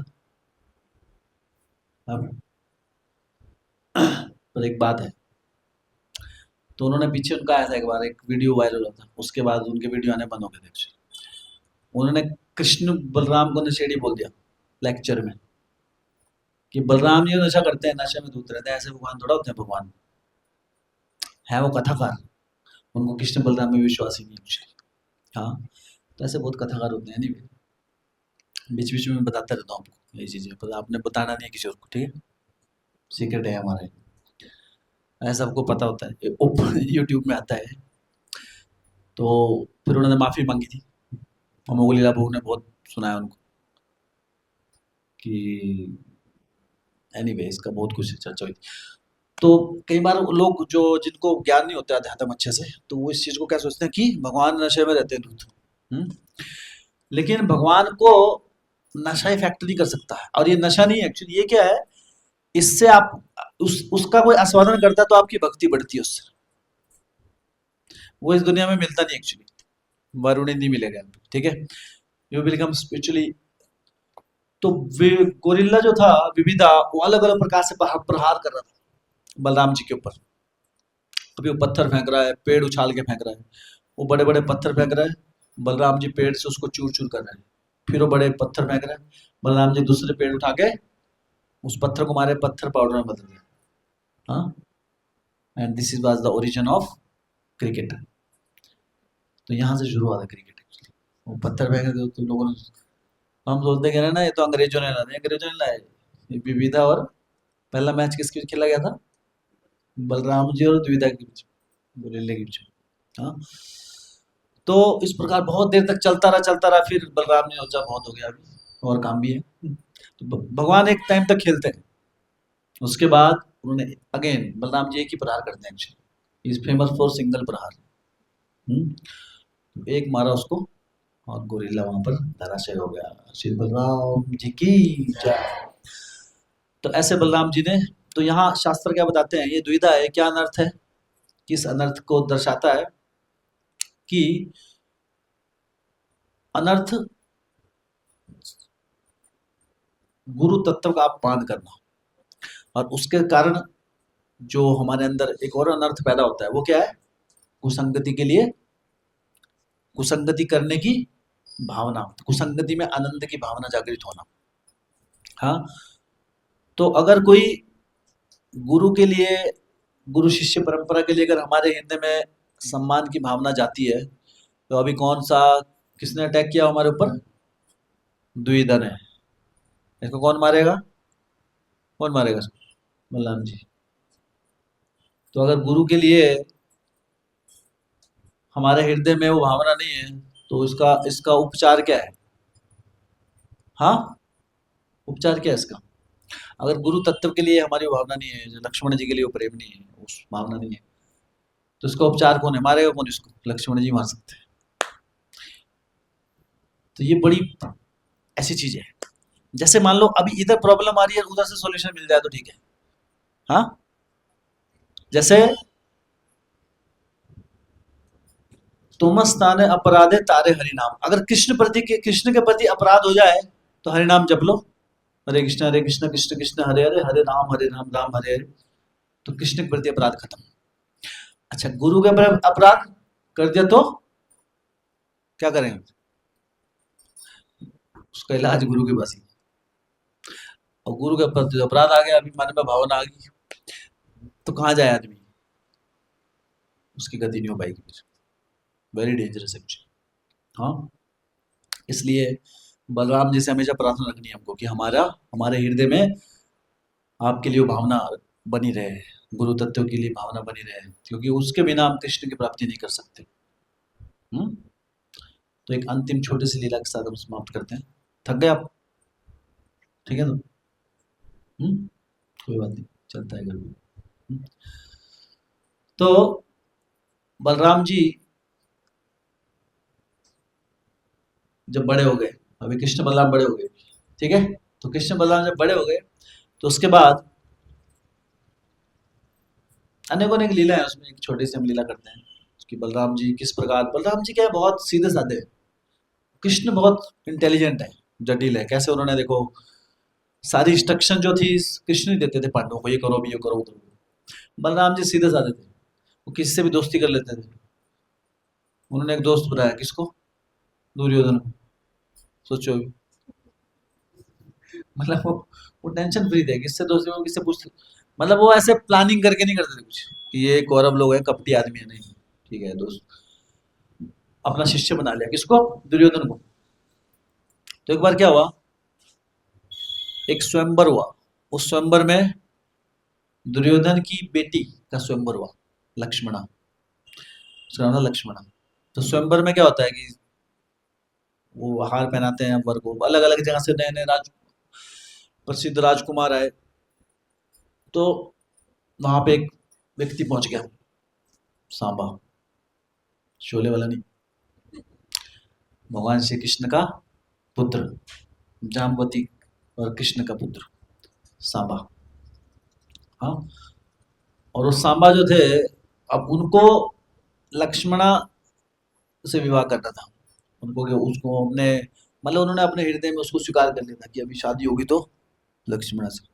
पर उनको पता था कि, सबको पता होता है ना अपना, बोले शायद ये मुझे हार नहीं पहनाने वाली।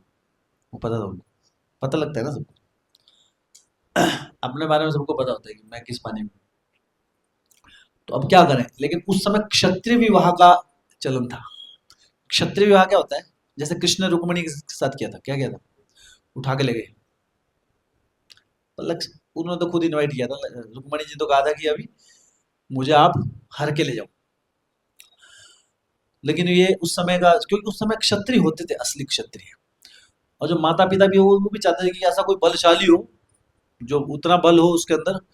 क्योंकि उस समय क्या है कि बहुत सारे प्रांत होते थे, एक राजा दूसरे पे हमले। तो एक बलशाली होगा तो क्या होगा, उनकी बेटी भी सही रहेगी वहां पे। तो क्या किया अभी, सांबा गए सीधा, स्वयंवर वंबर, स्वयंवर तो चल रहा है अभी, उनको पता है वो हाथ तो पहनाने वाली है नहीं।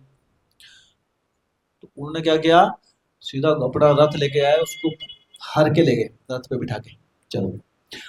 तो अब क्या हुआ, अब तो प्रेस्टीज इशू हो गया कौरवों का। मतलब सोचो आप, स्वयंवर रचाया हुआ और कोई दूसरा उठा के ले गया अब दुल्हन को, है ना। तो अब क्या है, अब शादी तो उससे करनी थी, पहले क्या है अभी, अब उन्होंने जिसको एक बार स्पर्श कर लिया तो उससे शादी करनी पड़ेगी।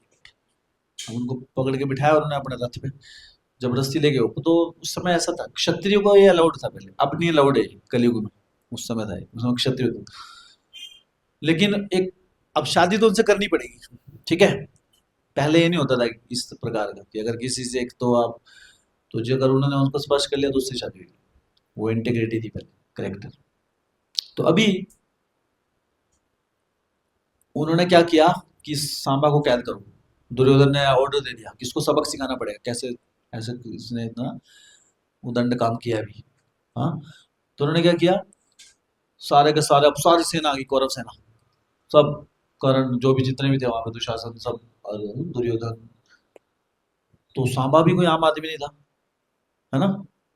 तो उन्होंने क्या किया, फाइट हुई, और सांबा ने सबको एक तरह से पछाड़ दिया। पर उन्होंने बाद में सब मिल के वार कर दिया उसके ऊपर चारों तरफ से, सांबा को कैदी बना लिया। अब कैदी बना लिया तो खबर पहुंची अभी, कहाँ पहुंची, द्वारका में भगवान श्री कृष्ण बलराम के पास, कि सांबा को, अभी सांबा तो अभी राजकुमार है, उसको कैद कर लिया तो बड़ी बात होगी।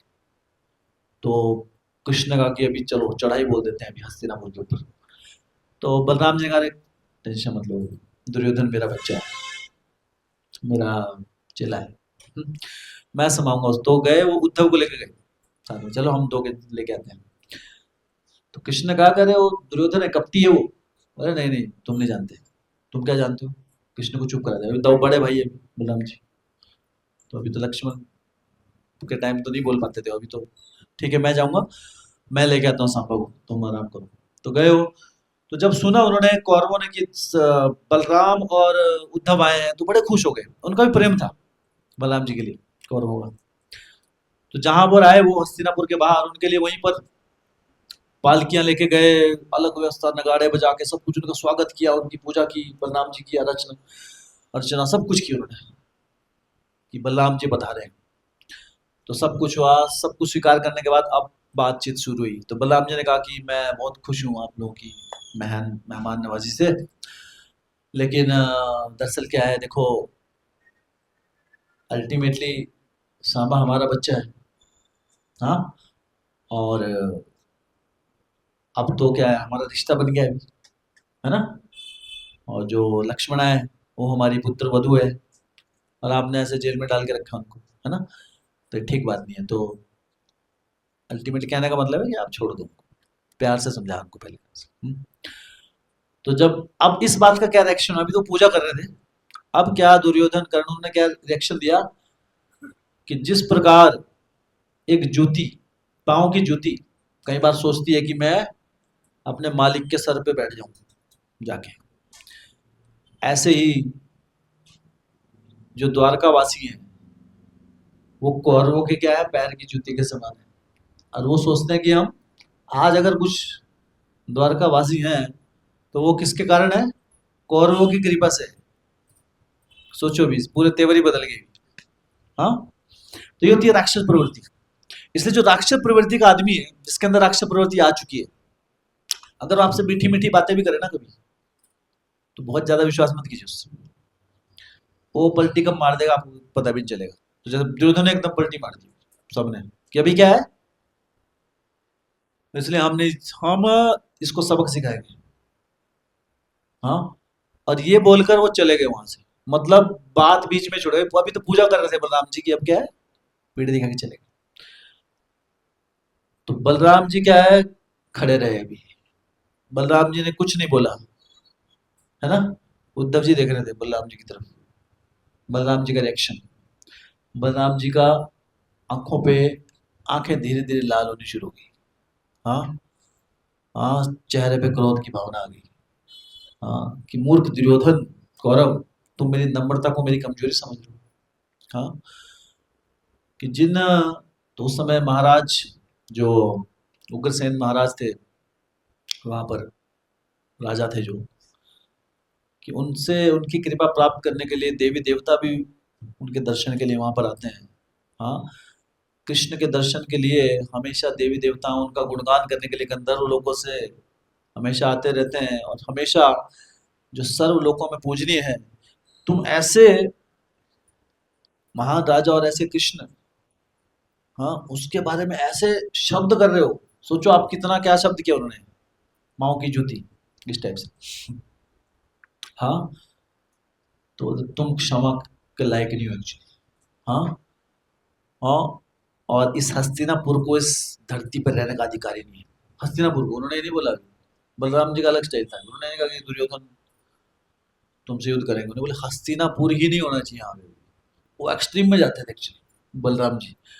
उन्होंने अपना हल उठाया, हल उनका क्या था, शस्त्र, भाई कृष्ण का चक्र है, उनका हल है, और उन्होंने हस्तिनापुर, जैसे हस्तिनापुर है, इधर बलराम जी खड़े हैं तो यहाँ गाड़ दिया उन्होंने, समझ रहे आप, कसला चलाया आपने, है ना, ये हस्तिनापुर और ये हल, और यहाँ गाड़ दिया, और हस्तिनापुर को खींचा लगे पूरे। हम्म। हस्तिनापुर में भूकंप आ गया, और वो ऐसा छोटा मोटा भूकंप नहीं था वो, कोई कहीं गिर रहा है, कोई कहीं गिर रहा है, उथल पुथल। हाँ, सबको समझ नहीं आ रहा है ये है, मतलब ऐसे टाइम पे भूकंप कैसे आ गया, कि सारे के सारे हस्तिना को, उसको जड़ से उखाड़ के मैं, हाँ, समुद्र में फेंक दूंगा, इसका नामो निशान ही मिटा दूंगा एक्चुअली, ऐसे अभिमानी लोगों के लिए स्थान। तो सबको समझ नहीं आ रहा क्या हो रहा, सब उल्टे पुल्टे गिर रहे इधर उधर। तब जो वहां पे विद्वान लोग थे, है ना, कृपाचार्य, है ना, और कौन थे, भीष्म पितामह, दुर्योधन, उनको सबको समझा कि actually I think Balaram ji angry, कि बलराम जी को शायद गुस्सा आ गया, इसे सब कुछ हो रहा है, और अब बिना विलंब करे, इससे पहले हस्तिनापुर खत्म हो जाए, दौड़ के जाओ उनके चरणों में गिर जाओ। तो सारे के सारे इकट्ठे होकर आगे रखा सांबा और लक्ष्मणा को, और सांबल सांबा लक्ष्मणा को लेके बलराम जी की तरफ दौड़े और उनके चरणों में गिर गए, है ना। कह रहे, है ना, आप तो बुरा मान गए, हम तो मजाक कर रहे थे, हाँ, कि आपसे आपसे कौन बैर ले सकता है, एक्चुअली आप तो भगवान है ना, सुप्रीम लॉर्ड है ना, तो हमें क्षमा कीजिए। तो बलराम जी कैसे हैं, 1 मिनट में गुस्सा, 1 मिनट में ठंडे हो गए, और कोई बात नहीं, ठीक है ना, आओ सांबा लक्ष्मण, तो तुम जाओ, मैटर सॉल्व। तो इस प्रकार बलराम जी ने किस प्रकार, तो बलराम जी जो है उन्होंने, कि गुरु जो है वो कभी भी, अभिमान जब तक रहेगा किसी के हृदय में, तो ये जैसे दुर्योधन, इनको अभिमान आ गया था, हाँ, जैसे द्विधा, जितने भी ये अनर्थ हैं इसका विनाश करते हैं गुरु। जो तत्व क्या करता है, अभिमान का विनाश करता है। गुरु की कृपा के बिना अभिमान का विनाश नहीं होता, और गुरु को कभी प्रसन्न नहीं किया जा सकता अगर कोई अभिमानी है तो। ये हम सारी शिक्षाएं इन लीलाओं से लेते हैं। तो इस प्रकार अनेकों अनेक लीलाएं बलराम जी ने की, लेकिन अभी हमारे पास समय नहीं होता, तो हम बलराम जी से प्रार्थना करते हैं कि हमें बल दें। उनका नाम बलराम, भक्ति में जब हम कहीं पे कमजोर पड़ जाते हैं तो उसमें हमें शक्ति प्रदान करें, क्योंकि वो गुरु तत्व हैं, और बल प्रदान करते हैं भक्ति में आगे बढ़ने के लिए, कि हमें हमारे जीवन में जो भी हमारे कमियां हैं, हमारी हृदय दौर्बल्यता है, उसको दूर करें, ताकि हम, हाँ, बिना रुके इस जन्म में अपने आप का शुद्धिकरण कर कर भगवत धाम जा सकें और उनकी वहां जाकर सेवा कर सकें। श्री बलराम जयंती महामहोत्सव की जय, श्री प्रभुपाद की जय, निताय गौर प्रेमानंदे, हरे कृष्ण, हरे। तो इसको पूछना है कुछ, I think, any question, one question, अगर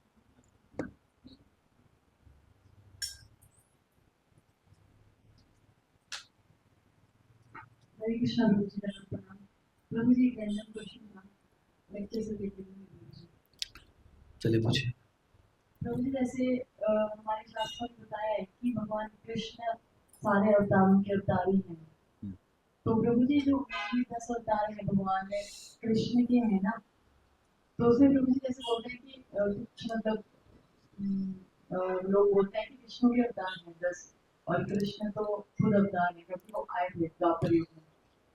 मतलब वैसे तो विष्णु और कृष्ण तो एक ही है, पर हम क्या बोलते हैं कि कृष्ण तो आए थे ना, तो मतलब अवतार तो कृष्ण ने लिया था, बट मैं कृष्ण की अवतारों के अवतार, मतलब वो बोलते हैं कि विष्णु अलग है, अलग मेरी बात हुई थी।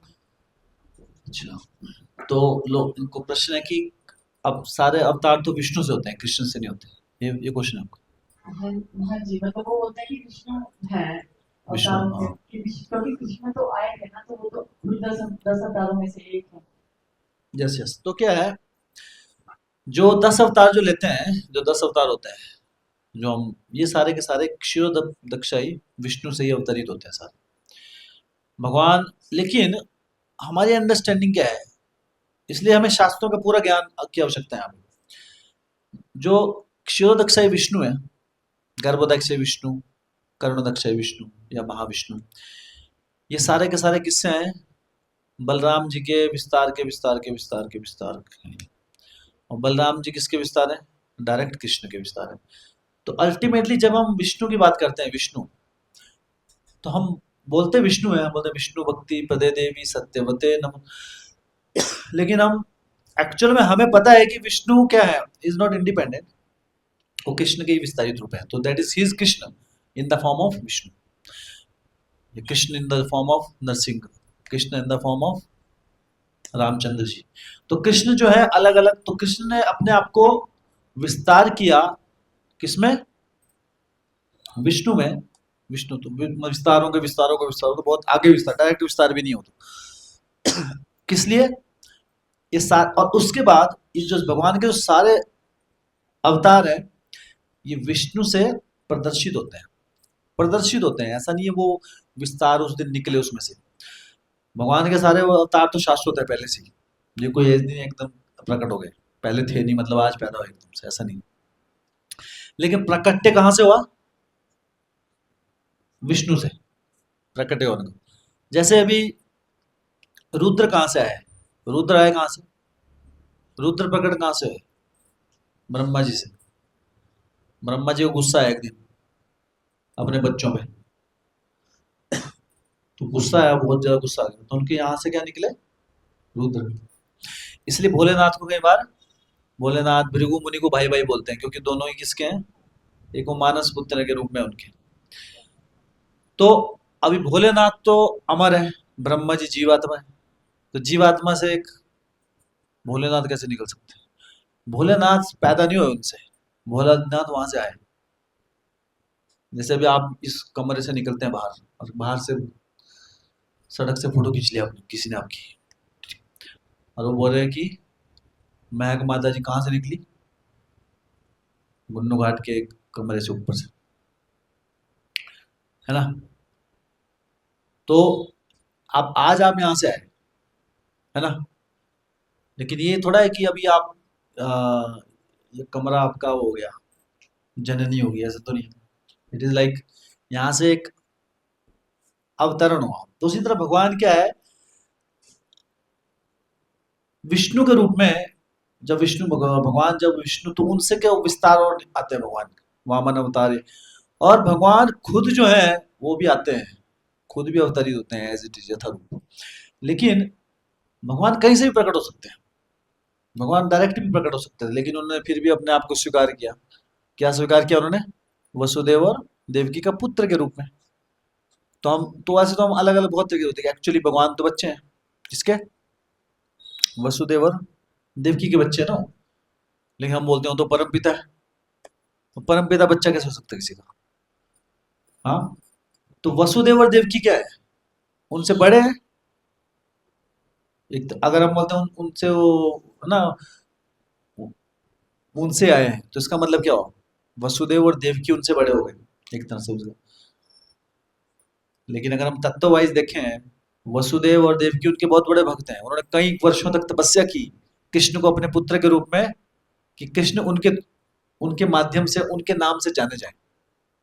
तो कृष्ण वहां से अवतरित है। कृष्ण तो शाश्वत है, कृष्ण जन्म नहीं, कृष्ण अजन्म है, वो तो वैसे जन्म ले सकते। उसी तरह भगवान के अवतार है, देयर इज ऑलवेज देयर। वो ऐसा नहीं कि एक पॉइंट पे अवतार हुआ, कृष्ण के अवतार ऑलरेडी देयर। सारी जीवात्मा, हम भगवान से आए हैं लेकिन हम हमेशा से हैं, जीवात्मा जो है।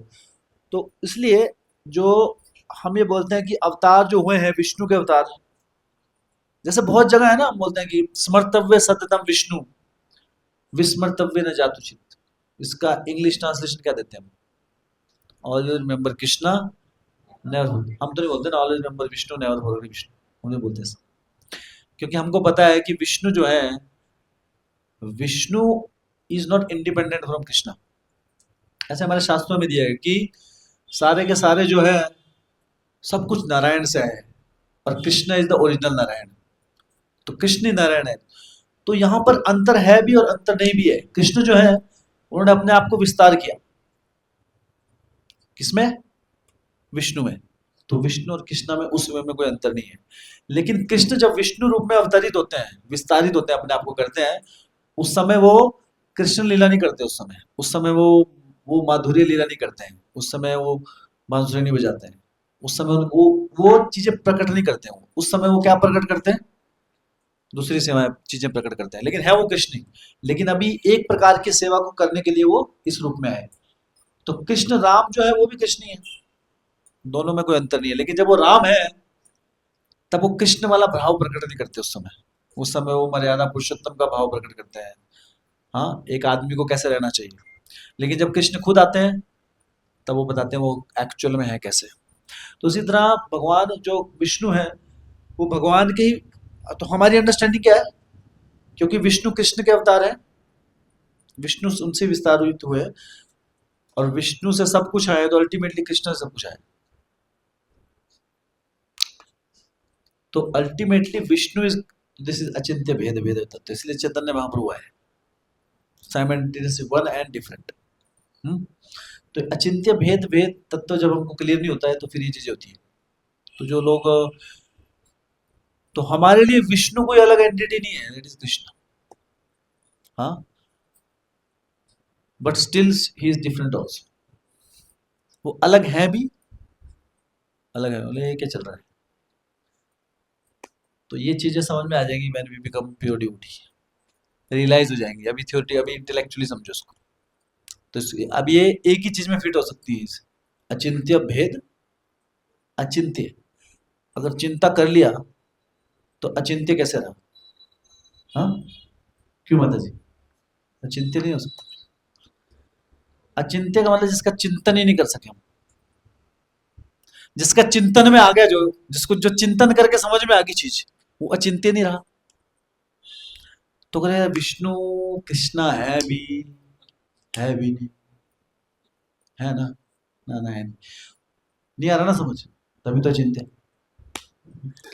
अगर समझ में आ गया तब कहाँ का चिंत्य, तब चिंत्य नहीं रहा ना। तो इसलिए चैतन्य महाप्रभु क्या, अचिंत्य भेद अभेद, भेद है भी अभेद है भी। अभेद में कोई भेद भी नहीं है, कृष्णा और विष्णु सेम है। हाँ, तत्व की दृष्टि से सेम है, लीला की दृष्टि से अलग है। जो कृष्ण लीला करते हैं वो विष्णु नहीं करते।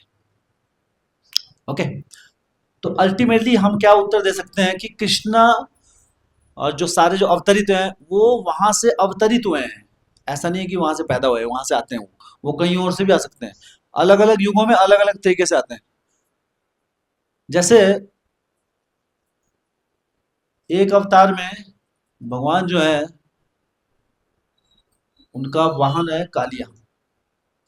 सुना आप लोग? कालिया वाहन, काले पे आते हैं भगवान, काले उड़ रहे हैं, सांप इतना बड़ा, है ना? विष्णु जो है, और विष्णु का वाहन क्या है? गरुड़। तो कहीं कभार वो कालिया पे भी करते हैं सवारी, जस्ट फॉर चेंज। अरे कई बार एक ही गाड़ी में परेशान हो गए ना, गाड़ी चेंज करते हैं ना। अभी गाड़ी में आज बाइक पे जाना है, बाइक बहुत होगी, चलो आज फ्लाइट करते बुक।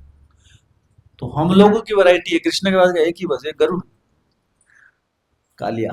अब छोटे मोटे भगवान है, तो भगवान कुछ भी कर सकते हैं, है ना? भगवान अलग अलग तरीके से प्रकट होते हैं। तो उसी तरह भगवान ने जो इस जगत में प्रकट होते हैं, क्षीरोदक्षाई विष्णु से प्रकट होते हैं।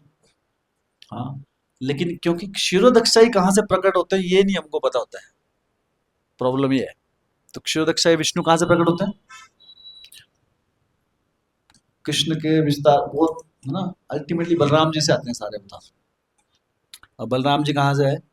कृष्ण जी। तो अल्टीमेटली उनसे आए वो, है ना? अचिंत्य है इसलिए इतनी जल्दी समझ नहीं आएगा, ठीक है? लेकिन इसका इसका आंसर ही यही है, अचिंत्य है। सेम भी है, अलग भी है, ठीक है? हरे कृष्णा, शिल प्रभात की। ठीक है, समझ है? ओके। लेकिन नहीं समझ में आया वो ठीक है, क्योंकि अचिंत्य है। अगर समझ में आ गया तो फिर चिंतन में आ जाएगा आपके। हरे कृष्ण, थैंक यू।